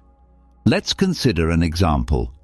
A colleague criticizes your work, not constructively, but in a way that feels harsh or personal. Your instinct might be to defend yourself or feel disheartened. But what if, instead of reacting, you paused and reminded yourself, their words reflect their perspective, not my value? By detaching your worth from their opinion, you protect your peace and maintain your focus. Marcus Aurelius captured this wisdom perfectly. It never ceases to amaze me. We all love ourselves more than other people, but care more about their opinions than our own. This isn't about ignoring feedback or dismissing others entirely. It's about filtering what truly matters. Constructive criticism can help you grow, but unwarranted negativity doesn't deserve space in your mind. Pause before reacting. When someone's words sting, take a moment to breathe. This pause gives you the chance to choose your response instead of reacting impulsively. Separate fact from opinion. Ask yourself, Is there truth in what they're saying, or is it just their perspective? Focus on what helps you grow and let the rest go. Reaffirm your worth. Remind yourself that your value isn't tied to anyone else's approval. Your worth is intrinsic, independent of external validation. Lao offers another layer of wisdom. Care about what other people think, and you will always be their prisoner. Letting go of the need for validation doesn't mean you stop caring about people. It means you stop caring about opinions that don't serve your growth. By doing so, you free yourself from unnecessary emotional weight. The next time someone's words challenge your confidence, pause and ask yourself, am I letting this define me, or can I choose to focus on what I know to be true about myself? In that moment, you reclaim your power and remind yourself that no one's words can diminish your value unless you let them. True strength lies not in avoiding criticism, but in knowing your worth regardless of it. When you stop letting others' words define you, you create space for authenticity, confidence, and peace. And that's a life no one can take from you. 5. Protect your energy by setting boundaries. Picture this. A friend calls you in the middle of your busy day, asking for help with something they could probably handle on their own. Or perhaps a co-worker dumps a last-minute task on you, assuming you'll say yes. You feel the weight of obligation, but also the frustration of knowing this will disrupt your plans. Why is it so hard to say no? Here's the truth. Protecting your peace requires setting boundaries. And boundaries aren't selfish, they're necessary. Without them, you let others dictate your time, energy, and emotional well-being. Saying yes to everyone else often means saying no to yourself. A powerful reminder comes to mind. You can't pour from an empty cup. If you're constantly giving without protecting your energy, you'll find yourself burned out, resentful, and disconnected from your own needs. Boundaries are how you safeguard your emotional freedom while maintaining healthy relationships. Think about this. When someone oversteps your boundaries, it's not their fault. It's yours for not clearly defining and upholding them. People aren't mind readers, and unless you communicate what you're okay with, they'll continue to push, often unintentionally. Setting boundaries is a form of self-respect, and it also teaches others to respect you. Here's an example. Imagine you're always the person friends come to for advice, even late at night. You want to be supportive, but it's draining your energy. Instead of silently resenting them, you could say something like, I care about you, but I need to keep evenings for myself to recharge. Let's talk tomorrow instead. This approach is firm yet kind, and it protects your peace without damaging the relationship. Epictetus reminds us, freedom is the ability to live as we wish. Living freely doesn't mean ignoring others' needs. It means deciding where your energy is best spent.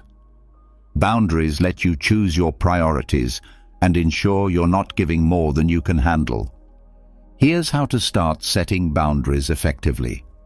Be clear and honest. Communicate your limits calmly and directly. People are more likely to respect boundaries when they understand them. Use I statements. Focus on your needs rather than blaming others. For example, say, I need some quiet time after work, instead of, you're always bothering me. Stick to your boundaries. Once you set a limit, uphold it. Consistency shows others that you're serious about protecting your space. Lao offers another perspective.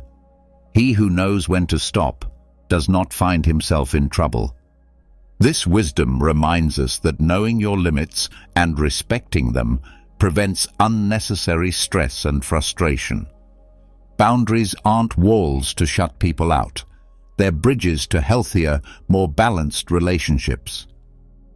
The next time you feel overwhelmed or taken for granted, pause and ask yourself, have I communicated my needs clearly? Am I honoring my own boundaries? By setting limits, you free yourself from unnecessary obligations and reclaim your energy for what truly matters. Remember, you're not responsible for managing everyone else's feelings or fixing their problems. Your primary responsibility is to yourself, your peace, your time, and your emotional well-being. So protect your energy, set your boundaries, and watch how much lighter and more in control you feel. Because when you prioritize yourself, you give the best version of yourself to the world. 6. Detach from the opinions of others. Imagine this. You share an idea you're proud of with a group of people, but instead of support, you're met with criticism or indifference. That sting of disappointment is real, and it can spiral into self-doubt. But here's a question to ask yourself. Why does their opinion carry so much weight? The need for approval is deeply ingrained in us. But relying on external validation is like chasing shadows. You'll never truly catch it. Emotional freedom begins when you stop letting the opinions of others define your worth. Think of it this way. Everyone views the world through their own lens, shaped by their experiences, biases, and insecurities. What someone says about you often reveals more about them than it does about you. When you internalize their opinions, you give them power over your emotions and decisions. Why let someone else control your narrative?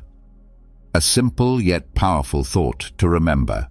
Your worth isn't up for debate.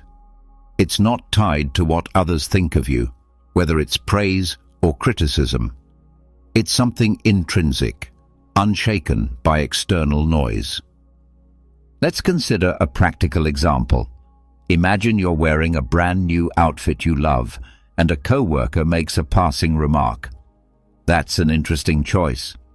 You could let their comment ruin your confidence, or you could remind yourself that their opinion doesn't diminish your joy.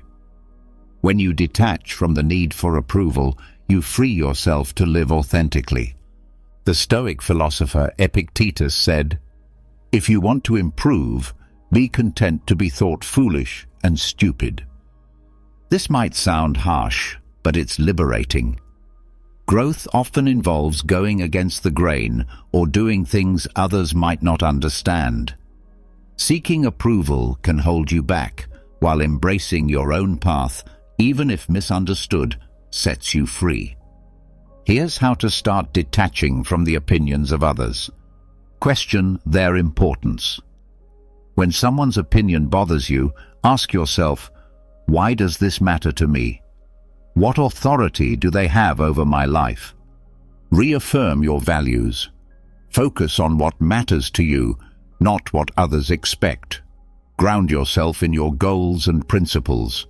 Practice letting go. When criticism or judgment arises, acknowledge it without clinging to it.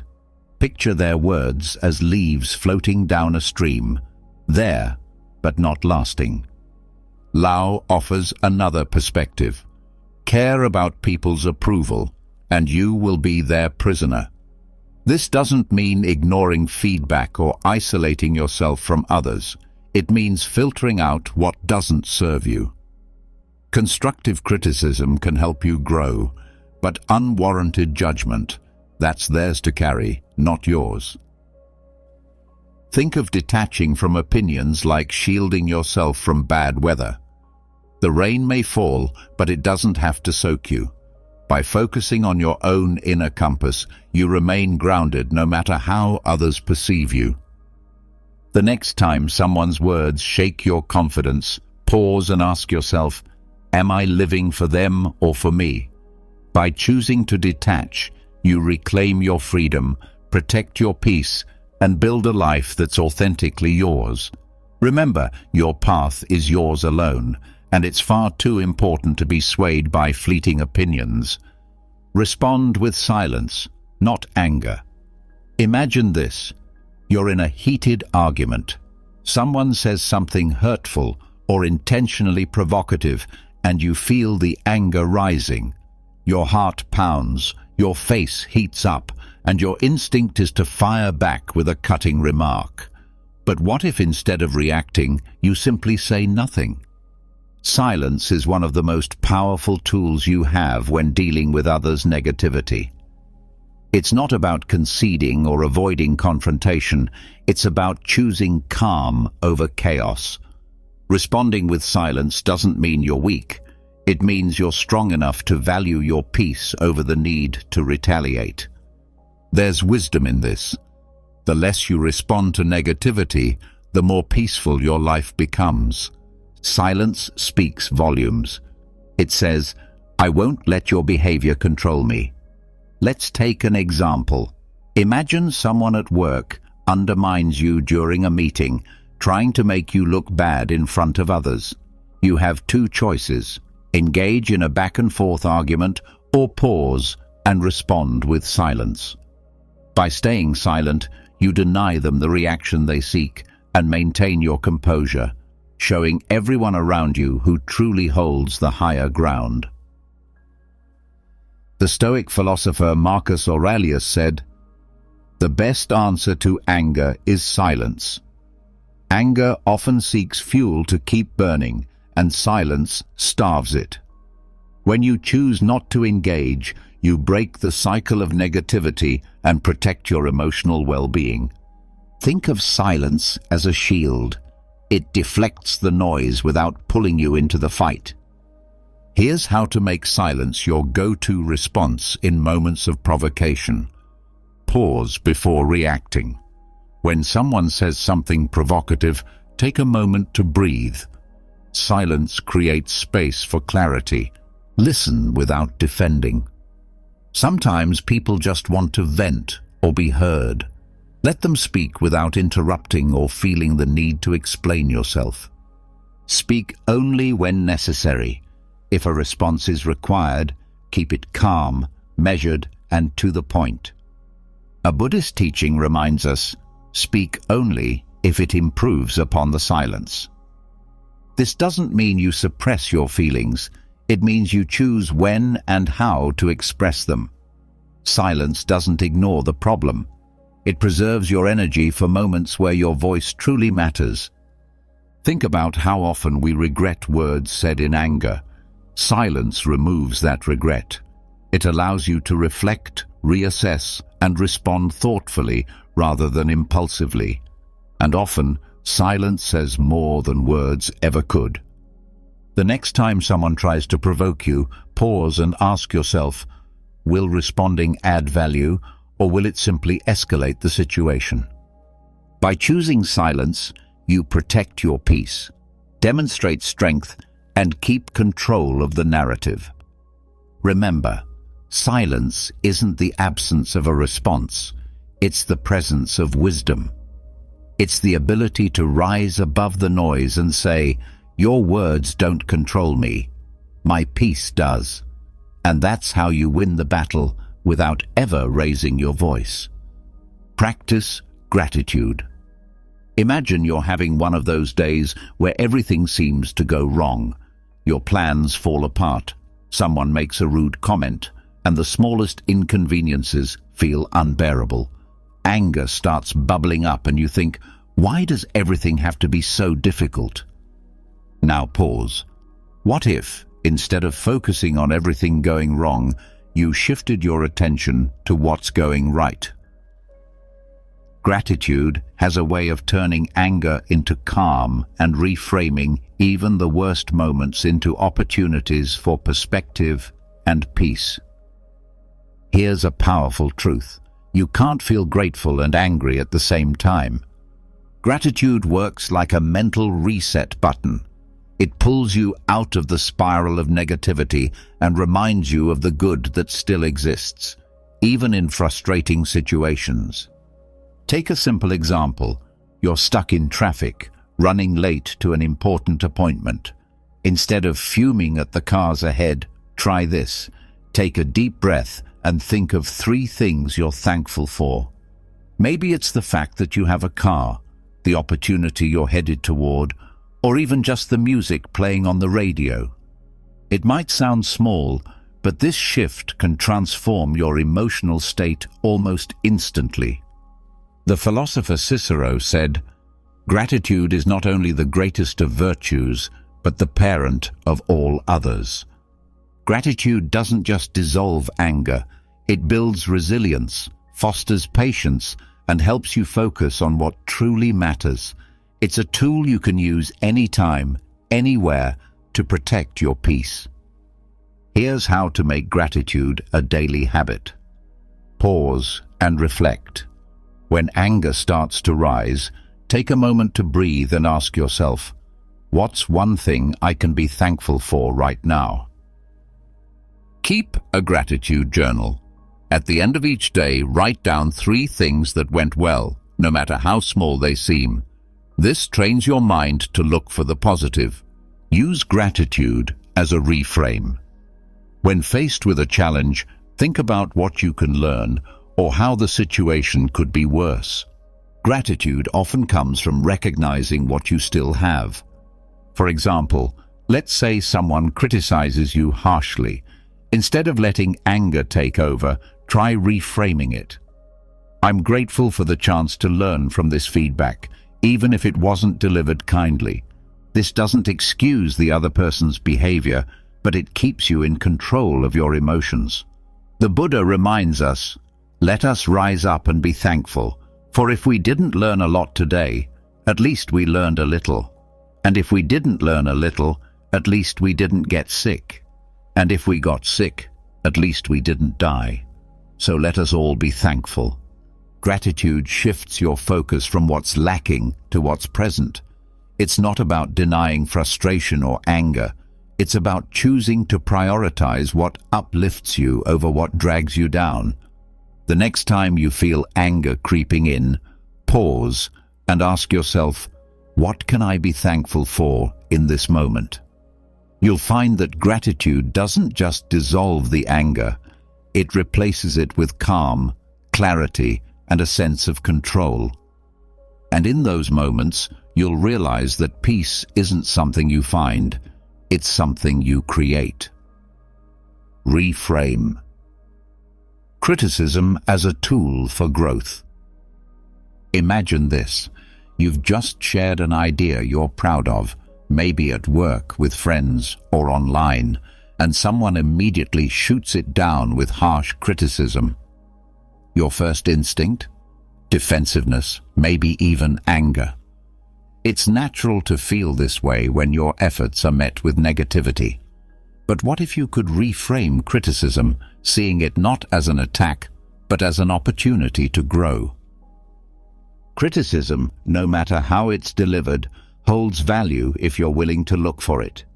It can show you blind spots, challenge your thinking, or push you to improve. When you shift your perspective, criticism stops being a source of frustration and becomes a tool for self-betterment.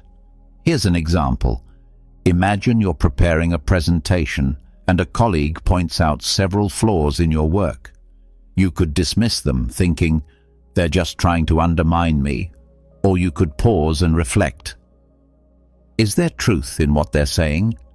How can I use this feedback to improve? By choosing the second approach, you turn what might feel like an attack into a stepping stone.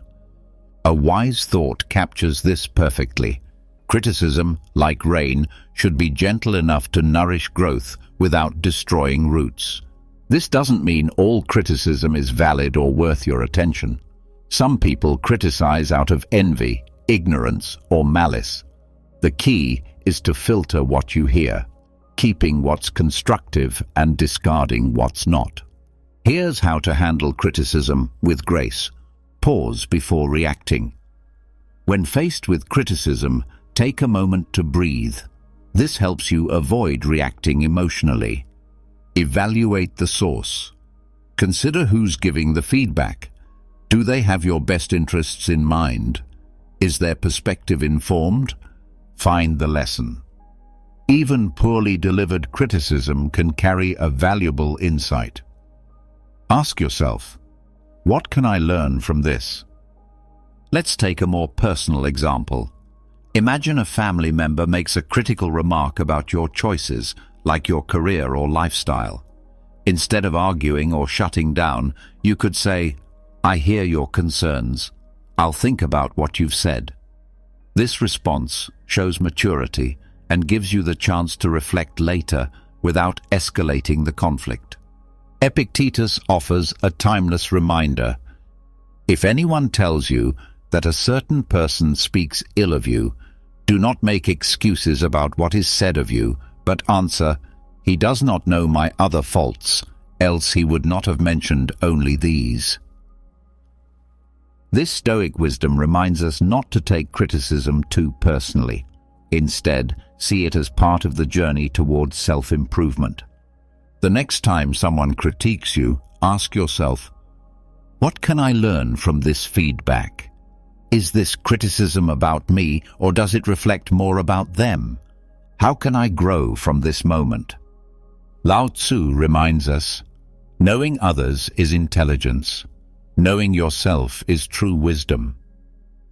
Criticism, when approached with the right mindset, is a mirror that helps you understand yourself better. It's not always comfortable, but growth rarely is. By welcoming feedback, even when it stings, you develop resilience, humility, and a stronger sense of self. So the next time criticism comes your way, pause and reframe it. See it not as an obstacle, but as a stepping stone toward becoming your best self. Remember, growth often hides in discomfort, and those who embrace it unlock a level of strength that no criticism can shake. Master the art of letting go. Imagine holding on to a hot coal, determined to throw it at someone who hurt you. But while you're waiting for the right moment, the coal keeps burning your hand. Anger, grudges, and resentment work the same way. They harm you far more than the person who caused your pain. The real strength lies not in holding on, but in letting go. Letting go doesn't mean forgetting or condoning what happened. It means releasing the emotional weight that drags you down, freeing yourself from the control of the past. When you let go, you reclaim your energy, your peace, and your ability to focus on the present. The Buddha puts it beautifully. Holding on to anger is like drinking poison and expecting the other person to die. Think about a time when someone wronged you. Maybe it was a betrayal, an unfair judgment, or an unkind word. How much time did you spend replaying that moment in your mind? How much energy did you waste imagining confrontations or seeking revenge? Letting go is the antidote to this endless cycle. It allows you to move forward instead of staying trapped in the past. Here's an example. Imagine you're at work and a colleague takes credit for your idea. You could spend days stewing over the injustice, letting it affect your mood and productivity.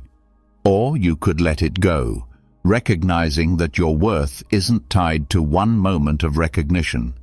By choosing the latter, you protect your peace and focus on what truly matters, your growth and future opportunities. Lao Tzu offers profound wisdom. When I let go of what I am, I become what I might be. Letting go isn't just about releasing anger or resentment. It's also about letting go of perfectionism, fear of failure, or the need for control. It's about embracing life as it is, with all its unpredictability, and finding freedom in acceptance. Here's how to start practicing the art of letting go. Acknowledge your feelings. Suppressing emotions only makes them stronger. Allow yourself to feel hurt, anger, or disappointment without judgment. Reframe the situation. Ask yourself, what can I learn from this experience? How can I grow stronger because of it? Focus on the present. Letting go is a choice you make for yourself, not for the other person. Shift your attention to the here and now, where your power lies. Think of letting go like releasing a balloon. The longer you hold on to it, the more it strains your hand. But when you let it float away, you feel lighter and freer. Life becomes less about what happened and more about what's possible. Marcus Aurelius reminds us, "Do not be disturbed by what is outside your power. Let it go, and you will find peace." This doesn't mean letting people walk over you or ignoring injustice. It means choosing where to direct your energy. By letting go of what you can't change, you create space for what you can, a brighter, calmer, and more fulfilling life. So the next time you find yourself clinging to anger or regret, pause and ask yourself, is this worth my peace? What would my life look like if I let this go? The answer will guide you toward emotional freedom, because true strength isn't in holding on, it's in knowing when to release. And when you do, you'll discover that the lighter you feel, the stronger you become. And there you have it, 10 powerful lessons to help you master your emotions and stay unbothered no matter what life throws your way. These aren't just ideas, they're tools you can use every day to protect your peace, build resilience, and take control of your reactions. Remember, the goal isn't to suppress your feelings or become indifferent. It's to respond to life's challenges with clarity and strength. Emotional mastery isn't about what happens to you, it's about how you choose to react. The power to stay calm, centered, and free lies entirely in your hands. As you move forward, take these lessons with you. Practice pausing before you react. Set boundaries that protect your energy, and let go of the things and people you can't control. Each time you choose peace over anger, you take one step closer to living the unshakable life you deserve. If you found value in this episode, don't keep it to yourself. Share it with someone who might need a little extra calm in their life. And if you have your own tips or experiences about staying unbothered, I'd love to hear them. Drop a comment below. Thank you for joining me on this journey. Remember, emotional freedom isn't a destination. It's a practice. So keep showing up for yourself, stay mindful, and keep growing stronger every day. Until next time, take care and stay unbothered. Have you ever experienced the feeling of being constantly overlooked, even when you put forth your best effort? Have you ever wondered why some people seem to effortlessly attract attention, while others silently struggle to be noticed? Today, we are going to explore 9 powerful psychological strategies, all rooted in Stoic teachings that, once understood and applied, can elevate your influence and help you become a priority in any situation. If this is your first time on my channel, I ask for your support by subscribing and liking this video, as it helps me continue to create more content like this in the future. Among these strategies, there is one that stands out for its subtle yet profound impact, a tool that you may have unknowingly used yourself. Through the lens of Stoic philosophy, you will not only gain a deeper understanding of human psychology, but also learn how to transform the dynamics in your encounters, even in ordinary everyday situations. I encourage you to stay with me until the end of this journey, because each strategy, each piece of this puzzle, complements the next. If you miss any of these elements, you risk missing the complete picture that they form together. If you share my passion for personal growth, please take a moment to click on the notification bell and subscribe. This commitment is essential, as the strategies we discuss here should be seen as tools to understand human behavior and navigate the complexities of social interactions in an ethical manner. These techniques aim to increase influence and awareness, allowing you not only to comprehend the subtleties of the human mind, but also to use that understanding to guide your actions and shape your relationships with others. Now, are you ready to uncover what has been hidden in plain sight? Together, let's decipher the secrets and strategies that have been operating in the shadows, waiting to be illuminated by the power of understanding. The first strategy centers on mastering emotions. Every individual, regardless of age or background, is influenced by emotions to some extent. They shape our actions, reactions, and interactions. However, few people have truly learned to master the art of understanding and subtly influencing emotions, not just within themselves, but also in others. This mastery, once attained, can position you as an essential figure in any social setting. It's well known that people are naturally drawn to stability, particularly emotional stability. And Stoicism teaches us the value of remaining calm, composed, and rational in situations where others might falter. When you demonstrate the ability to stay steady in the face of adversity, you instantly stand out, like an anchor in a stormy sea. Others will naturally seek your guidance, placing you on a pedestal. However, remember that this is not about suppressing emotions, but about understanding and channeling them effectively.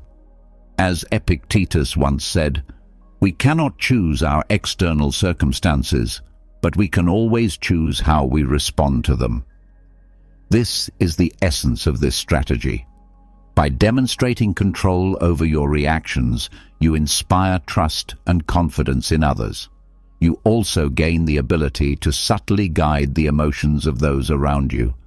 If your calm words can soothe someone's anger, or if your empathetic sadness brings comfort to someone in pain, you become a lighthouse, drawing others to you.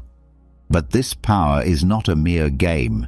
It is a responsibility that must be handled with care. There is a deeper level to this beyond simply radiating calmness. To truly excel, you must learn to read the emotional currents of any room, recognize unspoken feelings and respond to them. When you do this, you'll see how people become more receptive to you, not because you are manipulating them, but because you are genuinely understanding and connecting with their true essence. Now, with this understanding of emotions in your grasp, only one more strategy remains. Can you guess what it is? You might have been using it without even realizing it: the power of disengagement, or the ability to walk away when necessary. There is a subtle force in the act of moving away from a situation when it calls for it. This is not a sign of cowardice or indifference. It is a demonstration of self-worth and recognition of your own value. When you trust in your worth, stepping away from a situation becomes a choice, not a reaction. Many people associate attachment with care and commitment, but attachment can easily become a chain that keeps you bound to situations and people who do not appreciate you. Always being available, always giving, can diminish the value of what you offer. Others may begin to take your presence and contributions for granted. When this happens, the balance is disrupted and you risk becoming undervalued. It is not about playing hard to get, but about making yourself unforgettable. As Seneca once said, "It is not the man who has little, but he who yearns for more, who is truly poor." The willingness to step away from a situation is embracing the essence of this wisdom. It involves recognizing that there is power in self-respect and autonomy. When people sense that you are not bound by need or desperation, they start seeing you differently. They begin to understand that your time, your skills, or even your company is a privilege and not something they are entitled to. By mastering this strategy, you show the world that your presence is a gift, one that can be taken away at any moment. Paradoxically, By demonstrating that you can walk away, many will now desire you, seeing in that strength something rare. In a world where holding on is the norm, your detachment becomes your crown. Applying these strategies brings a host of benefits. When implemented correctly, they can elevate your influence, strengthen your relationships, and place you in a position where people not only prioritize you, but also genuinely value your company. However, it is important to be cautious. As Stoics, these tactics should serve as tools for influence when necessary, not as mechanisms for manipulation or attention-seeking. Authenticity and integrity are crucial in using these strategies. Without these, not only would the approach be ethically questionable, but it could also be counterproductive in the long run. Now let's consider the principle of reciprocity. Think about the last time a small gesture brightened your day, a surprise coffee from a colleague, a kind word from a friend, or an unexpected compliment. These seemingly trivial actions often leave a lasting impression because they touch on a powerful force in our human nature: reciprocity. This is the internal impulse that drives us to give back when someone shows us kindness beyond what is expected. Recognizing and harnessing this force can transform the way people perceive you and how they relate to you. As the philosopher Seneca once said, "While we teach, we learn." This perfectly captures the essence of reciprocity. By offering value, ideas, or even small favors without expecting anything in return, you sow seeds of goodwill. Over time, these seeds grow into relationships where people are inclined to support you, help you, and prioritize your needs. They may not even fully understand why they feel compelled to reciprocate, but there is an invisible bond created by genuine generosity. However, this strategy must be handled carefully. There is a fine line between genuine acts of kindness and manipulation. The key is sincerity. When you offer help or share knowledge selflessly, people will recognize your authenticity. When they sense that your intentions are genuine, the ties of reciprocity become stronger. On the other hand, if they detect hidden motives, trust is eroded and the connection will fade. As you reflect on this principle, be ready for the next strategy, which invites you to look inward, a place that is often overlooked but immensely powerful. Mastering persuasive storytelling is a strategy that many overlook.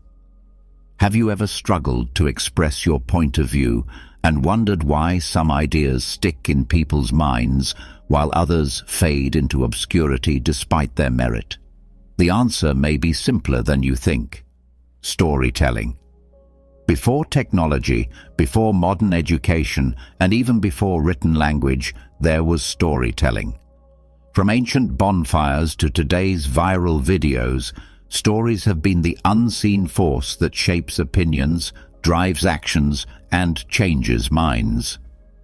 Epictetus wisely pointed out that men are disturbed not by the things that happen to them, but by the way they perceive them. It all comes down to perception. When you frame your message within a story, you offer a lens through which others can interpret the situation, guiding their thoughts and reactions. The beauty of storytelling lies in its ability to make listeners feel as though they are part of the narrative. This evokes empathy and makes your perspective resonate on a personal level.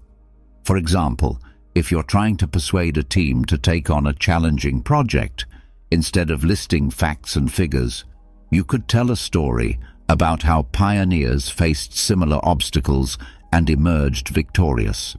By drawing parallels between their struggles and the current task, you show that while the road ahead may be difficult, the rewards, both tangible and intangible, are worth the effort.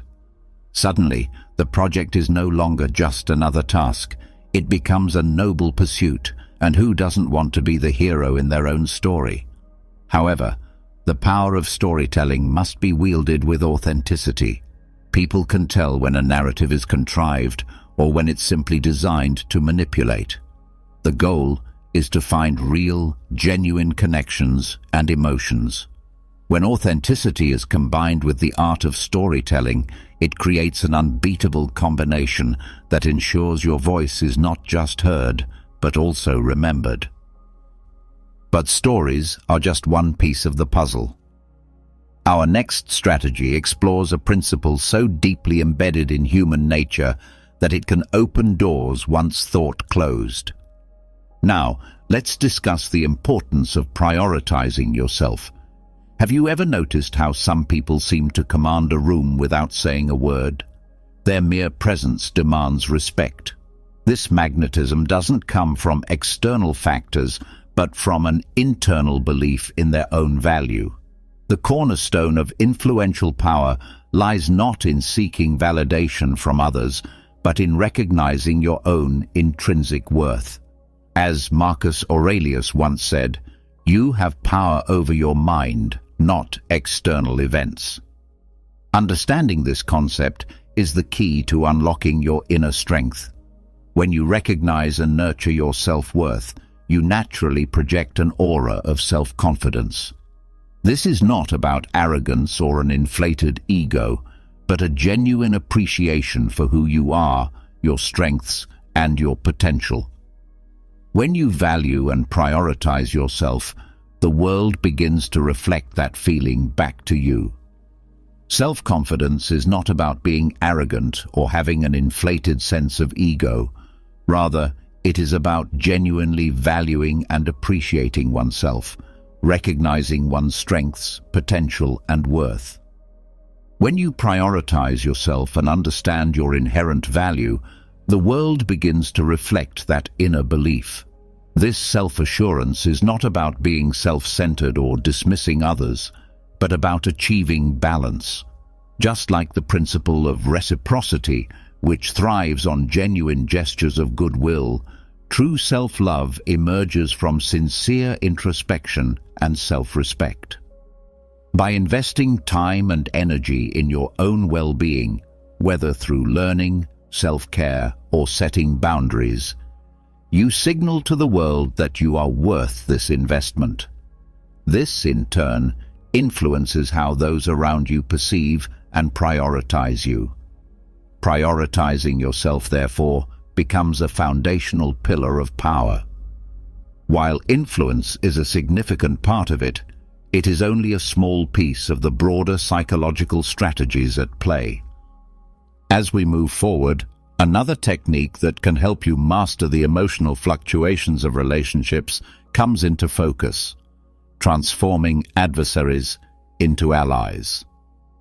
In a world filled with noise and constant attempts to be heard, the simple, powerful act of truly listening stands out.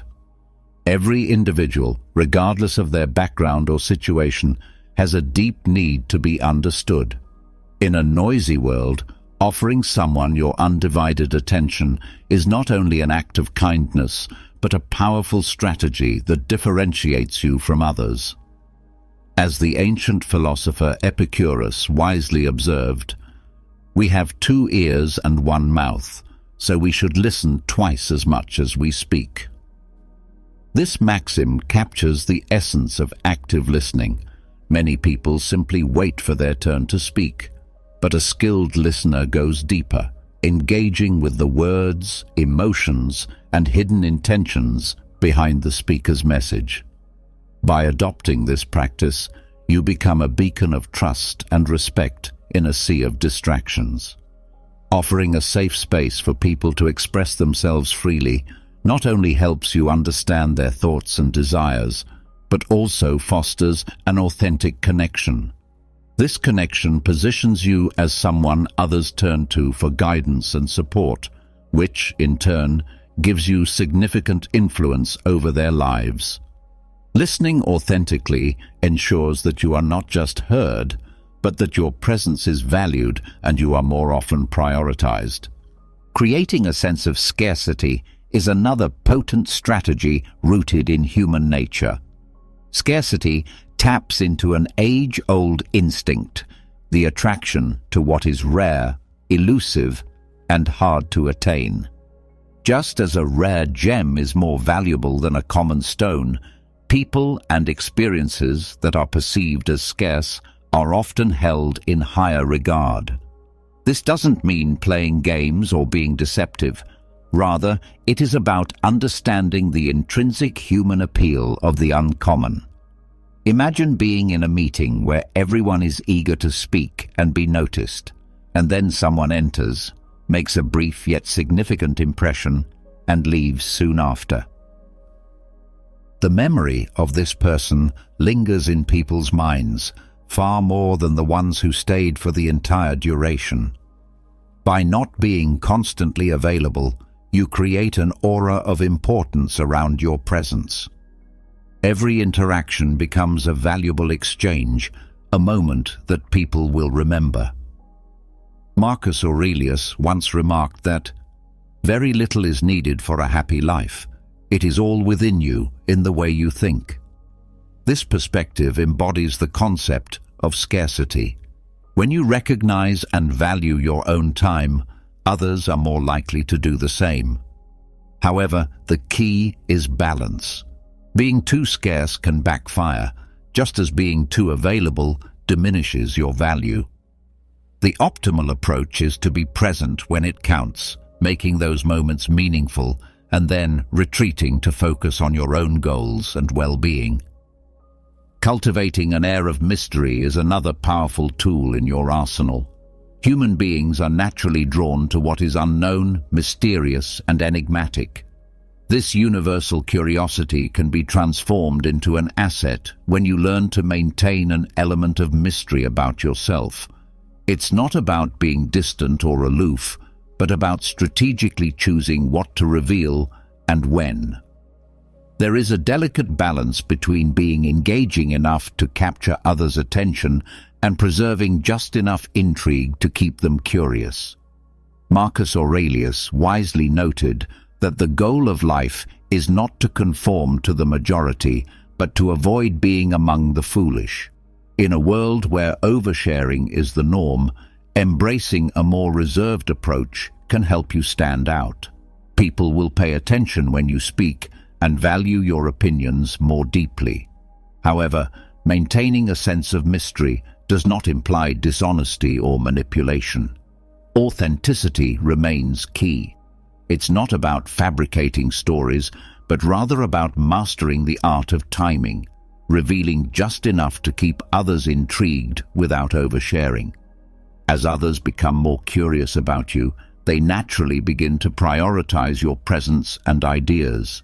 This approach isn't just about surprising people, it's about recognizing the subtleties in human actions and strategically using them for your benefit. In essence, cultivating an air of mystery allows you to rise above the noise, becoming an intriguing enigma to those around you. When this strategy is combined with true authenticity, it elevates you to a place where you are not merely noticed, but truly valued. By making others look forward to your actions, you ensure that your presence leaves a lasting impact, and your influence endures long after you have departed from a room. Another effective strategy involves the use of strategic silence. You've likely been in a situation, whether it was a heated debate, a tough negotiation, or even a casual conversation, where the urge to speak up seems overwhelming.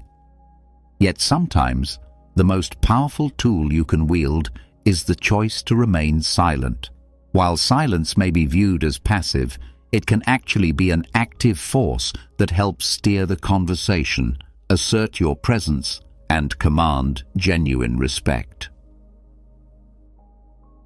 Many people mistakenly believe that power is found in dominating the conversation, but it is often the observer, the one who carefully considers each word and listens attentively, who truly influences the course of events. It's not about being the loudest or the most attention-grabbing. Think of the power of a pause. When you hold back, leaving a gap in the conversation, others begin to feel uneasy or anxious, scrambling to fill the silence. In that moment, they often reveal more than they intended. This gives you the opportunity to respond from a place of wisdom and clarity, as the philosopher Epictetus wisely noted. We have 2 ears and 1 mouth, so that we can listen twice as much as we speak. By practicing restraint in your speech, you position yourself as the orchestrator of the dialogue, directing it with precision. However, strategic silence isn't just about listening. It's about knowing when to speak and how to harness the power of your words. Each word you utter carries weight, and you must choose carefully when to speak and when to remain silent, ensuring your words have maximum impact. Words are more than just tools of communication. They have the power to shape perceptions and even alter realities. That said, using silence as a tool requires skill and balance. If you use it too often, it can come across as distant or disengaged. The key is to strike the right balance between active listening and moments of silence, making sure your interactions remain authentic and meaningful. Now, imagine the immense possibilities when you combine strategic silence with another powerful strategy, one that guarantees you won't just be seen, but remembered. By combining these tactics thoughtfully, you position yourself as someone who has both influence and staying power. If you found this video insightful, be sure to like, subscribe, and leave a comment. Your support lets YouTube know that these kinds of videos are helping people like you, allowing us to create more content like this in the future. Have you ever experienced being ghosted? You thought everything was going smoothly, and then out of nowhere she vanishes. No messages, no explanations, leaving you confused and wondering what went wrong. Or maybe she's inconsistent with her attention. One day, she's incredibly affectionate, and the next, she's completely distant. It drives you crazy, doesn't it? Let's get brutally honest here. Many women play emotional games, and if you can't recognize those games or figure out how to respond to them, you'll find yourself stuck in a cycle of frustration, confusion, and emotional pain. But here's the truth. It's not your fault these games exist. However, it is your responsibility to learn how to navigate them. What I'm going to share with you today are 10 powerful, foolproof strategies to help you stay one step ahead when dealing with women who toy with your heart. And no, this isn't about manipulating anyone. This is about mastering yourself through the ancient wisdom of Stoicism. It's about becoming the calm in the chaos, the grounded, unshakable man who cannot be emotionally controlled. So prepare yourself, because what we're about to dive into has the potential to transform the way you approach relationships forever. Before we jump into those 10 Stoic strategies, let's be clear on one important thing. Why do women engage in these emotional games in the first place? Why do they suddenly go silent, lead you on with little bits of affection, or keep you stuck in a state of emotional uncertainty? The answer is simple. They're testing your emotional resilience. They want to know if they can sway you, manipulate your emotions, and cause you to question yourself. And once they see that they can, the game is over. You've lost. You'll lose their respect, and instead of being the one in control, you'll be the one chasing their validation. Here's the good news. You don't have to play their game. Rather than becoming a pawn in someone else's emotional drama, you can become the master of your own internal world. Through Stoicism, you can train yourself to stay calm, centered, and in control, no matter what emotional tactic she tries. This isn't just about succeeding in romantic relationships. It's about reclaiming your personal power and refusing to be manipulated. It's about becoming a man who fully understands his value. So if you're tired of being led around emotionally, if you're done playing the fool in someone else's story, and you're ready to regain your strength, stay with me. These 10 Stoic principles are about to shift the way you see everything. Let's start with emotional detachment. This is the foundation for everything else. To detach emotionally does not mean you stop caring altogether. It means that you no longer allow your emotions to rule you. You're not controlled by every fluctuation in someone else's behavior. You stop being reactive. Most guys lose it the moment a woman starts pulling away or acting distant. They get anxious, overanalyze every little thing, and rush to fix whatever they think went wrong. But let's be real. This is often just a test. She's watching to see how you'll handle the pressure, and when you start chasing her, desperate for her attention, you're failing the test. What you need to do instead is remain emotionally steady. Whether she's blowing up your phone with texts or completely ghosting you for days, your emotional state should remain consistent. You are calm. You are balanced. You are unaffected by her emotional highs and lows. And the more you practice this kind of detachment, the more attractive you actually become, because nothing draws people in more than someone who exudes emotional stability. It shows strength, and strength is magnetic. When you refuse to be shaken, you become someone who's impossible to play. Now let's talk about recognizing her behavioral patterns, because once you start paying attention, you'll see the same emotional tactics pop up over and over again. This matters because behavior patterns reveal intent, and when you can identify a pattern, the entire game becomes predictable, and predictability gives you power. Let's break it down with a classic example: hot and cold behavior. One day she's texting you non-stop, telling you how amazing you are, and even talking about the future. Then, suddenly, nothing. She becomes distant, distracted, maybe even cold. That roller coaster is not an accident. It's a deliberate push-pull strategy. She's doing it to test whether you'll chase her when she backs away. Most guys fall right into the trap. They panic, start over-texting, asking if everything's okay, trying to fix what they think is broken. But not you. You're going to recognize this for what it is, a test of emotional strength. And instead of reacting, you'll stay steady. You'll let her be the one to reach out. When you refuse to react emotionally to her inconsistent behavior, you completely change the dynamic. Suddenly, she's the one wondering why you didn't bite the bait, why you didn't chase. And let's be clear, this isn't always malicious. Sometimes women do this without even realizing it.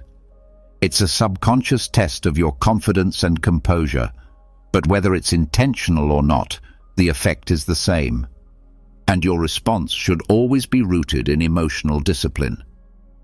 Another behavioral pattern you need to be aware of is the breadcrumbing tactic. This happens when a woman gives you just enough attention to keep you engaged, but never actually commits to anything meaningful. You might get the occasional flirty text or vague agreement to meet up, but when it's time to solidify plans, she suddenly becomes unavailable or unresponsive. This is a calculated move meant to keep you emotionally invested, spending your time and energy, all while she avoids making any real commitment in return. So, how do you deal with breadcrumbing? The answer is simple. You call it out in a composed and emotionally detached manner. You might say something like, "Look, I'm not here for half-hearted attention. If you're not genuinely interested in spending time together, that's completely fine, but I'm not going to stick around waiting." You deliver this message without anger, without frustration, and most importantly, without chasing. By doing this, you make it clear that you have self-respect and are unwilling to accept anything less than what you truly deserve.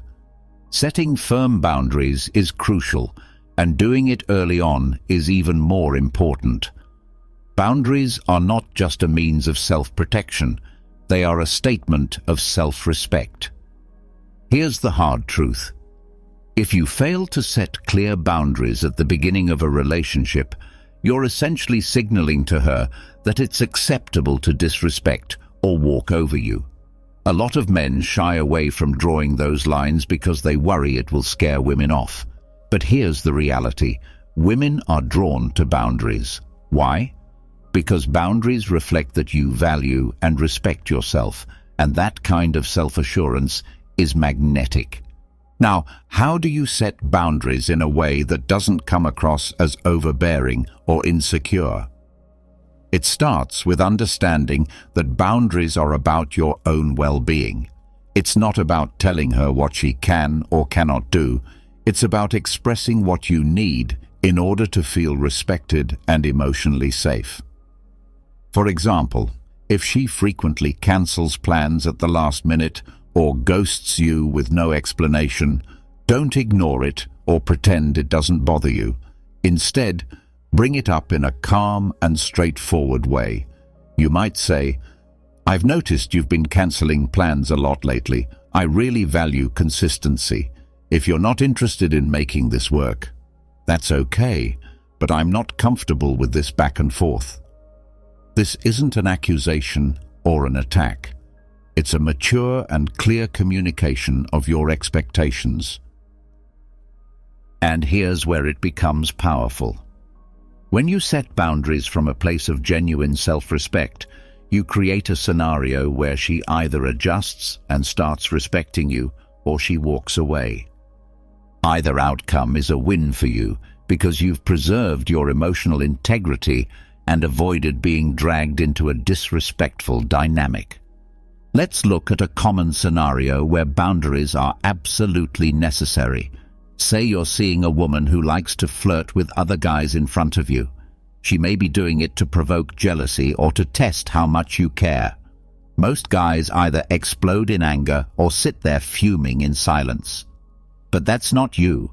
You remain composed, and when the moment is right, you calmly take her aside and say something like, "Look, I'm not into these kinds of games. If you're interested in other guys, that's totally your choice. But I'm not going to be part of that." You're not reacting emotionally. You're not starting a scene. You're simply communicating a boundary and making it clear that if it's not respected, you're ready to walk away. When it comes to mind games, nothing makes a stronger impact than staying calm under pressure. Many women will test a man's composure to see if they can provoke a reaction. They might talk about their ex, flirt with someone else in front of you, or make passive-aggressive comments, all designed to push your buttons. Most men fall for it and react exactly how she expects, with jealousy, anger, or insecurity. But you're going to take the Stoic approach. When she tries to test you emotionally, you stay calm, collected, and completely unfazed. Why does this approach work?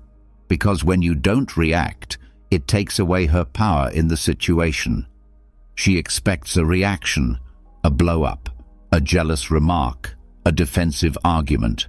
But when you remain unshaken, the dynamic shifts. You're sending a message that she doesn't have control over your emotions. Here's an example. Let's say during a conversation, she casually mentions her ex. "My ex used to take me to this amazing restaurant." Or, "I had the best summer with my ex." She's trying to trigger insecurity or jealousy. Most guys would respond with something like, "I don't want to hear about your ex," or, "Why are you still talking about him?" But not you. You keep your cool and respond with something like, "That's cool. I'm sure he was a great guy." You're not giving her the emotional reaction she's fishing for. and that unpredictability throws her off. Now picture another situation. She's flirting with another man in a group setting. Most guys would try to compete for attention or lash out at her for being disrespectful.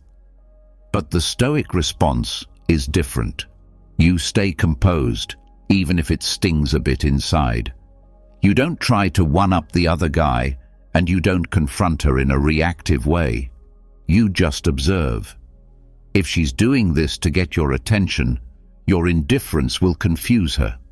She'll start wondering why it's not affecting you, and that's when the power dynamic begins to shift in your favor. The core principle is simple. Never allow your emotions to dictate your behavior. When you maintain your calm under pressure, you demonstrate that you are grounded, self-controlled, and not easily rattled. And that kind of inner strength is extremely attractive. One of the biggest mistakes guys make in relationships is losing focus on their long-term goals. They get caught up in the moment, constantly chasing short-term validation. Whether it's the thrill of her attention, the temporary fix of resolving an argument, or the emotional high of her affection. But Stoicism teaches us to look beyond the immediate and keep our eyes on the bigger picture. Many men lose their sense of direction in relationships because they get caught up in seeking instant gratification. They chase after the emotional high of her attention, the comfort of her affection, or the quick relief of resolving conflict. But the principles of Stoicism teach us to focus on the long term. When you commit to your long-term aspirations, you naturally stop fixating on the daily emotional roller coaster that relationships can sometimes bring. Think of it like this. If you're building a solid career, improving your physical health, and pursuing personal development, you simply don't have the bandwidth for trivial emotional games. Your time and mental energy are too valuable to be wasted on such distractions. Adopting this mindset brings two powerful changes. First, you become less reactive because you're not relying solely on her attention for emotional fulfillment. Second, you instantly become more appealing because there's nothing more magnetic than a man who's chasing purpose. Imagine you're dating a woman and things are progressing smoothly. Then suddenly she starts to retreat, texts less frequently, cancels plans, and appears emotionally distant. Most guys would immediately spiral, overanalyzing everything, becoming clingy and bending over backward to fix things. They become overly available and lose their self-respect in the process. But a man who's focused on his long-term goals doesn't panic. He stays grounded because he understands that his worth isn't defined by whether or not she's showing him affection. He's busy constructing his future, evolving and staying aligned with his personal mission. If she chooses to be part of that journey, that's great. But if not, he doesn't lose sleep over it. When you prioritize your long-term vision, you grow more emotionally self-sufficient. You no longer need her approval to feel confident or worthy, because that validation comes from your achievements, your discipline, and your continual growth. And here's the twist. When she notices that you're not chasing after her or getting wrapped up in emotional tug-of-war, her interest often intensifies. Why? Because you're not like the other guys waiting by the phone. You're the one building something bigger than drama. You're the man whose time is too valuable for emotional games. Another major pitfall many men fall into is emotional retaliation. It's a common trap. She might do something that stings, flirt with another guy, ignore your texts, or act hot and cold. Your gut reaction might be to get even. Maybe you start flirting with someone else to get back at her, or you suddenly pull away to make her chase you. Let's be clear, this never works. The moment you start reacting emotionally, you've already lost the upper hand. Why? Because she's now in control. You've allowed her actions to dictate yours, and that hands her all the power. A man rooted in Stoicism doesn't retaliate emotionally because he knows that emotional reactivity is a weakness. Instead, he chooses to respond with quiet detachment. If she ghosts him, he doesn't spiral or seek revenge. He simply pulls back his attention and reinvests it in himself. If she tries to make him jealous, he doesn't fall into the trap. He stays composed and carries on with his life. Picture this. You're at a social gathering with a woman you've been seeing, and she starts openly flirting with another guy. Most men would react in one of two ways. They'd either confront her in a heated moment or try to outdo her by flirting with someone else. But both of these reactions stem from insecurity. Instead, you choose not to react. You remain calm and let her play her game without participating. This response frustrates her because she realizes she no longer has emotional leverage over you. By refusing to retaliate emotionally, you maintain full control of the situation. You're sending a powerful signal: I won't be manipulated. And the beauty of this approach is that the game loses its power. She'll either stop playing or realize you're someone who can't be easily controlled. Either way, you come out on top. Now let's talk about communication. It's the foundation of any strong relationship, yet many people struggle with it.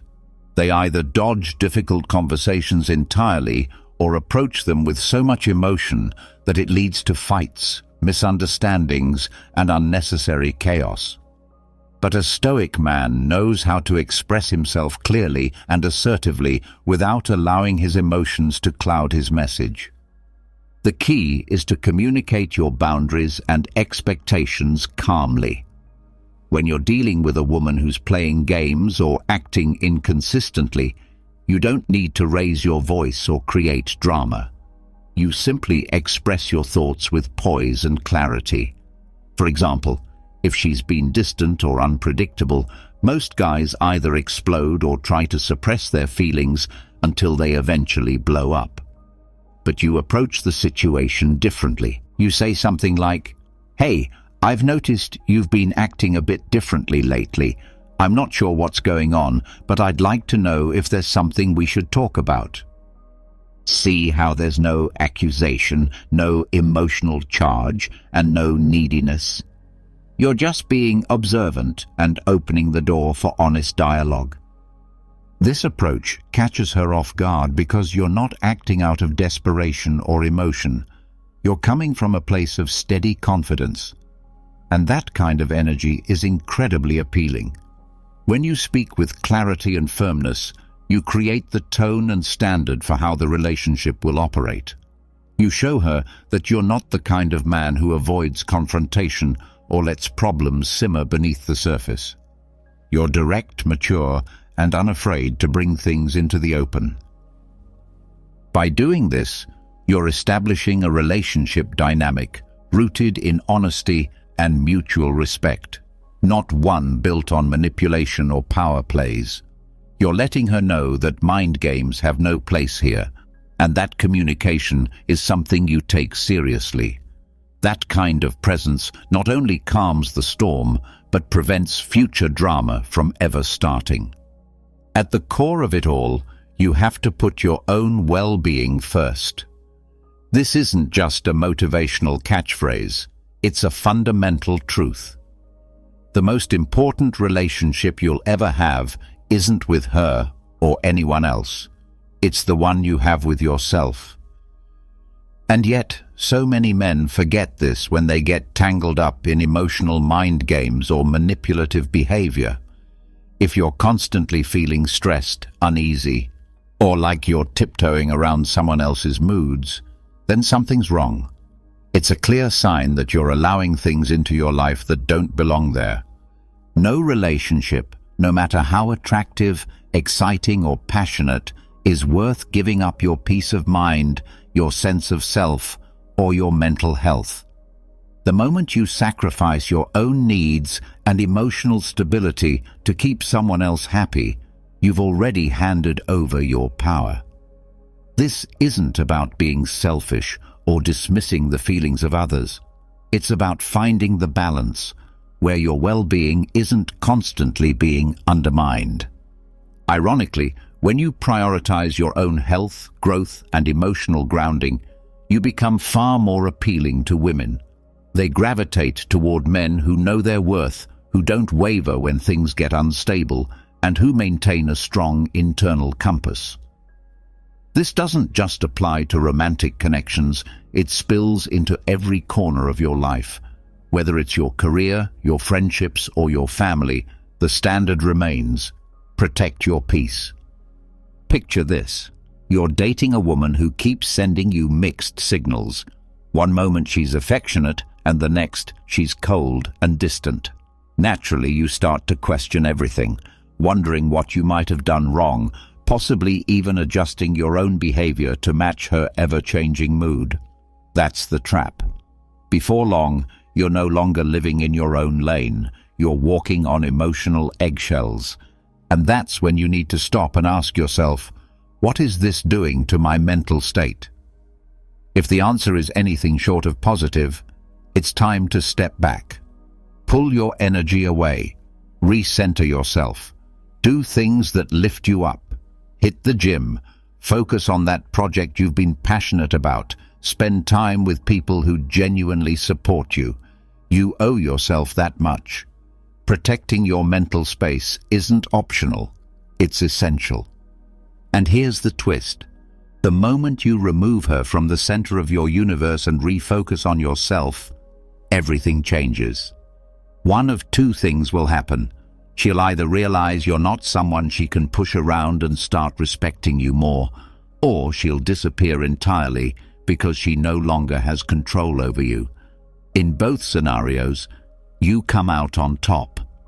Either you've distanced yourself from someone who wasn't bringing value to your life, or you've taken back the reins and re-established the power dynamic on your terms. Men today are constantly bombarded with the idea that they have to put a woman's emotional needs ahead of their own, like being a good man means being a doormat. That's false. Looking after your emotional, mental, and physical health isn't selfish. It's survival, and not just survival, it's magnetic. When you demonstrate that your inner peace is sacred and untouchable, you immediately earn more respect and desire. So the next time you feel like someone's behavior is threatening your peace, ask yourself this: is this truly worth the cost to my well-being? If the answer is no, then it's time to recalibrate, reclaim your energy, and pour it into what really counts: yourself. Let me tell you something most men don't want to hear. Patience is your ultimate weapon when dealing with women who play emotional games. I know you want clarity now. You want answers. You want certainty immediately. But the reality is, women will often test your patience. They want to know if you can handle the gray areas, the unpredictability. And in a world where everyone is addicted to instant replies and constant communication, the man who can remain patient stands out like a lighthouse in a storm. He's rare, he's valuable, he's unshakable. If she doesn't reply to your message within a few minutes, you don't lose it. If she cancels plans last minute, you don't explode with frustration. Instead, you maintain your composure, you let things unfold, and you stay grounded. Because here's the deal: women will test your patience, sometimes intentionally, sometimes without realizing it. They'll delay their responses, go quiet for days, just to see how you'll react. Will you panic? Will you chase? Will you crumble under the pressure? Sadly, most guys do. They start firing off double texts, asking if everything's okay, trying to fix what they assume is broken. But not you. You're different. You've mastered patience. So the next time she plays one of those games, don't react. Do nothing. Give her the space. Let her come to you. And trust me, she will. She'll notice that you didn't flinch, She'll wonder why you didn't chase. And that's the moment the dynamic shifts.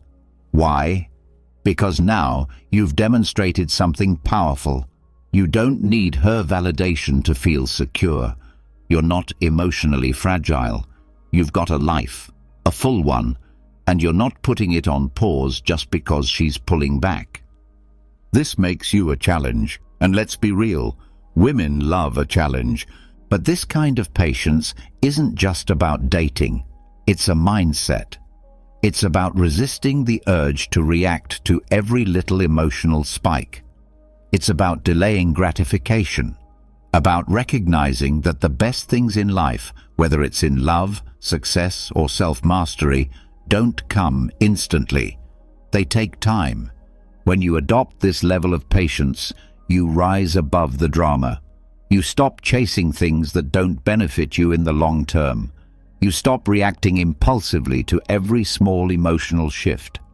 You break free from the constant emotional turbulence that traps so many men. A Stoic man understands that the best things in life require time. He's not rushing. He's not acting out of desperation. He's committed to the long-term vision. And in the end, the long game always wins. While other men are out there scrambling for attention and craving instant approval, you remain composed, allowing life to unfold while staying sharply focused on your personal goals. But understand this: patience doesn't mean waiting around endlessly without action. It means having the discipline to wait for the right opportunity before making your move. Whether it's in love, career, or personal development, patience equips you to act strategically and with intention, moves that create lasting success, not just momentary satisfaction. Now let's talk about one of the most powerful choices you can make: knowing when to walk away. This is where the real strength lies. There's a saying, the most powerful position you can have is the ability to walk away and truly mean it. If you take away just one thing from this entire message, let it be this: mastering the ability to walk away is your greatest power move. It's the final card, the ultimate show of strength, and most men are too scared to use it. But the moment you do, everything changes. Here's the reality: not every woman deserves your time, your energy, or your emotional investment. If she's constantly playing games, keeping you on the hook, disrespecting your time, or treating you like a second option, you need to be ready to walk away. Not out of spite, not with loud arguments or emotional outbursts, but with steady, quiet confidence. When you choose to walk away, you're sending a clear message. I don't need your approval to validate my worth. You're showing that you have choices, that your self-respect matters more than someone else's inconsistent affection. And here's the unexpected truth: many times, the moment you walk away, she'll start chasing you. Why? Because walking away is the strongest form of self-respect, and women are naturally drawn to men who value themselves. But let's not get it twisted. Walking away should never be used as a manipulative trick to get her attention. It's not a game, it's a declaration. It's saying, I'm done with the back and forth. If you're serious about being a part of my life, that's great. But if not, I'm completely fine moving on without you. If she's constantly canceling plans, texting other guys, or treating you with disregard, you respond calmly and directly. You let her know, I'm not interested in being part of this cycle. If you're serious, let me know. If not, I'm out. No yelling, no bitterness, no drama, just cool, unwavering self-respect. And then you walk. You don't check up on her social media. You don't send follow-up texts. You shift your focus back to yourself, to your goals, and to your peace of mind. And here's the cold truth. You might walk away and never hear from her again. She might not come back, but that's okay, because by walking away, you've already won. You've preserved your dignity. You've protected your mental peace. You've kept your self-worth intact. And believe me, those things are infinitely more valuable than holding on to a relationship that chips away at your soul. Why is walking away so powerful? Because most men can't do it. They fear losing her. They fear being alone. But when you walk away, you're announcing to the world, I'm not afraid. I know who I am. I know what I bring to the table, and I refuse to accept anything less than what I deserve. That kind of quiet certainty is rare, and it's magnetic. The best part? When you walk away, you take your power back. You reclaim control over your emotions, your happiness, and your life. You stop letting someone else dictate your mood, your confidence, or your direction. That, my friend, is the essence of true strength. So, there it is. 10 powerful, practical, and transformative principles to navigate relationships when you're dealing with emotional manipulation and mind games. But these aren't just relationship tactics, they are life strategies. When you cultivate emotional detachment, set firm boundaries, maintain your composure, protect your well-being, exercise patience, and master the ability to walk away, you become a man who is grounded, unshakable, and deeply respected.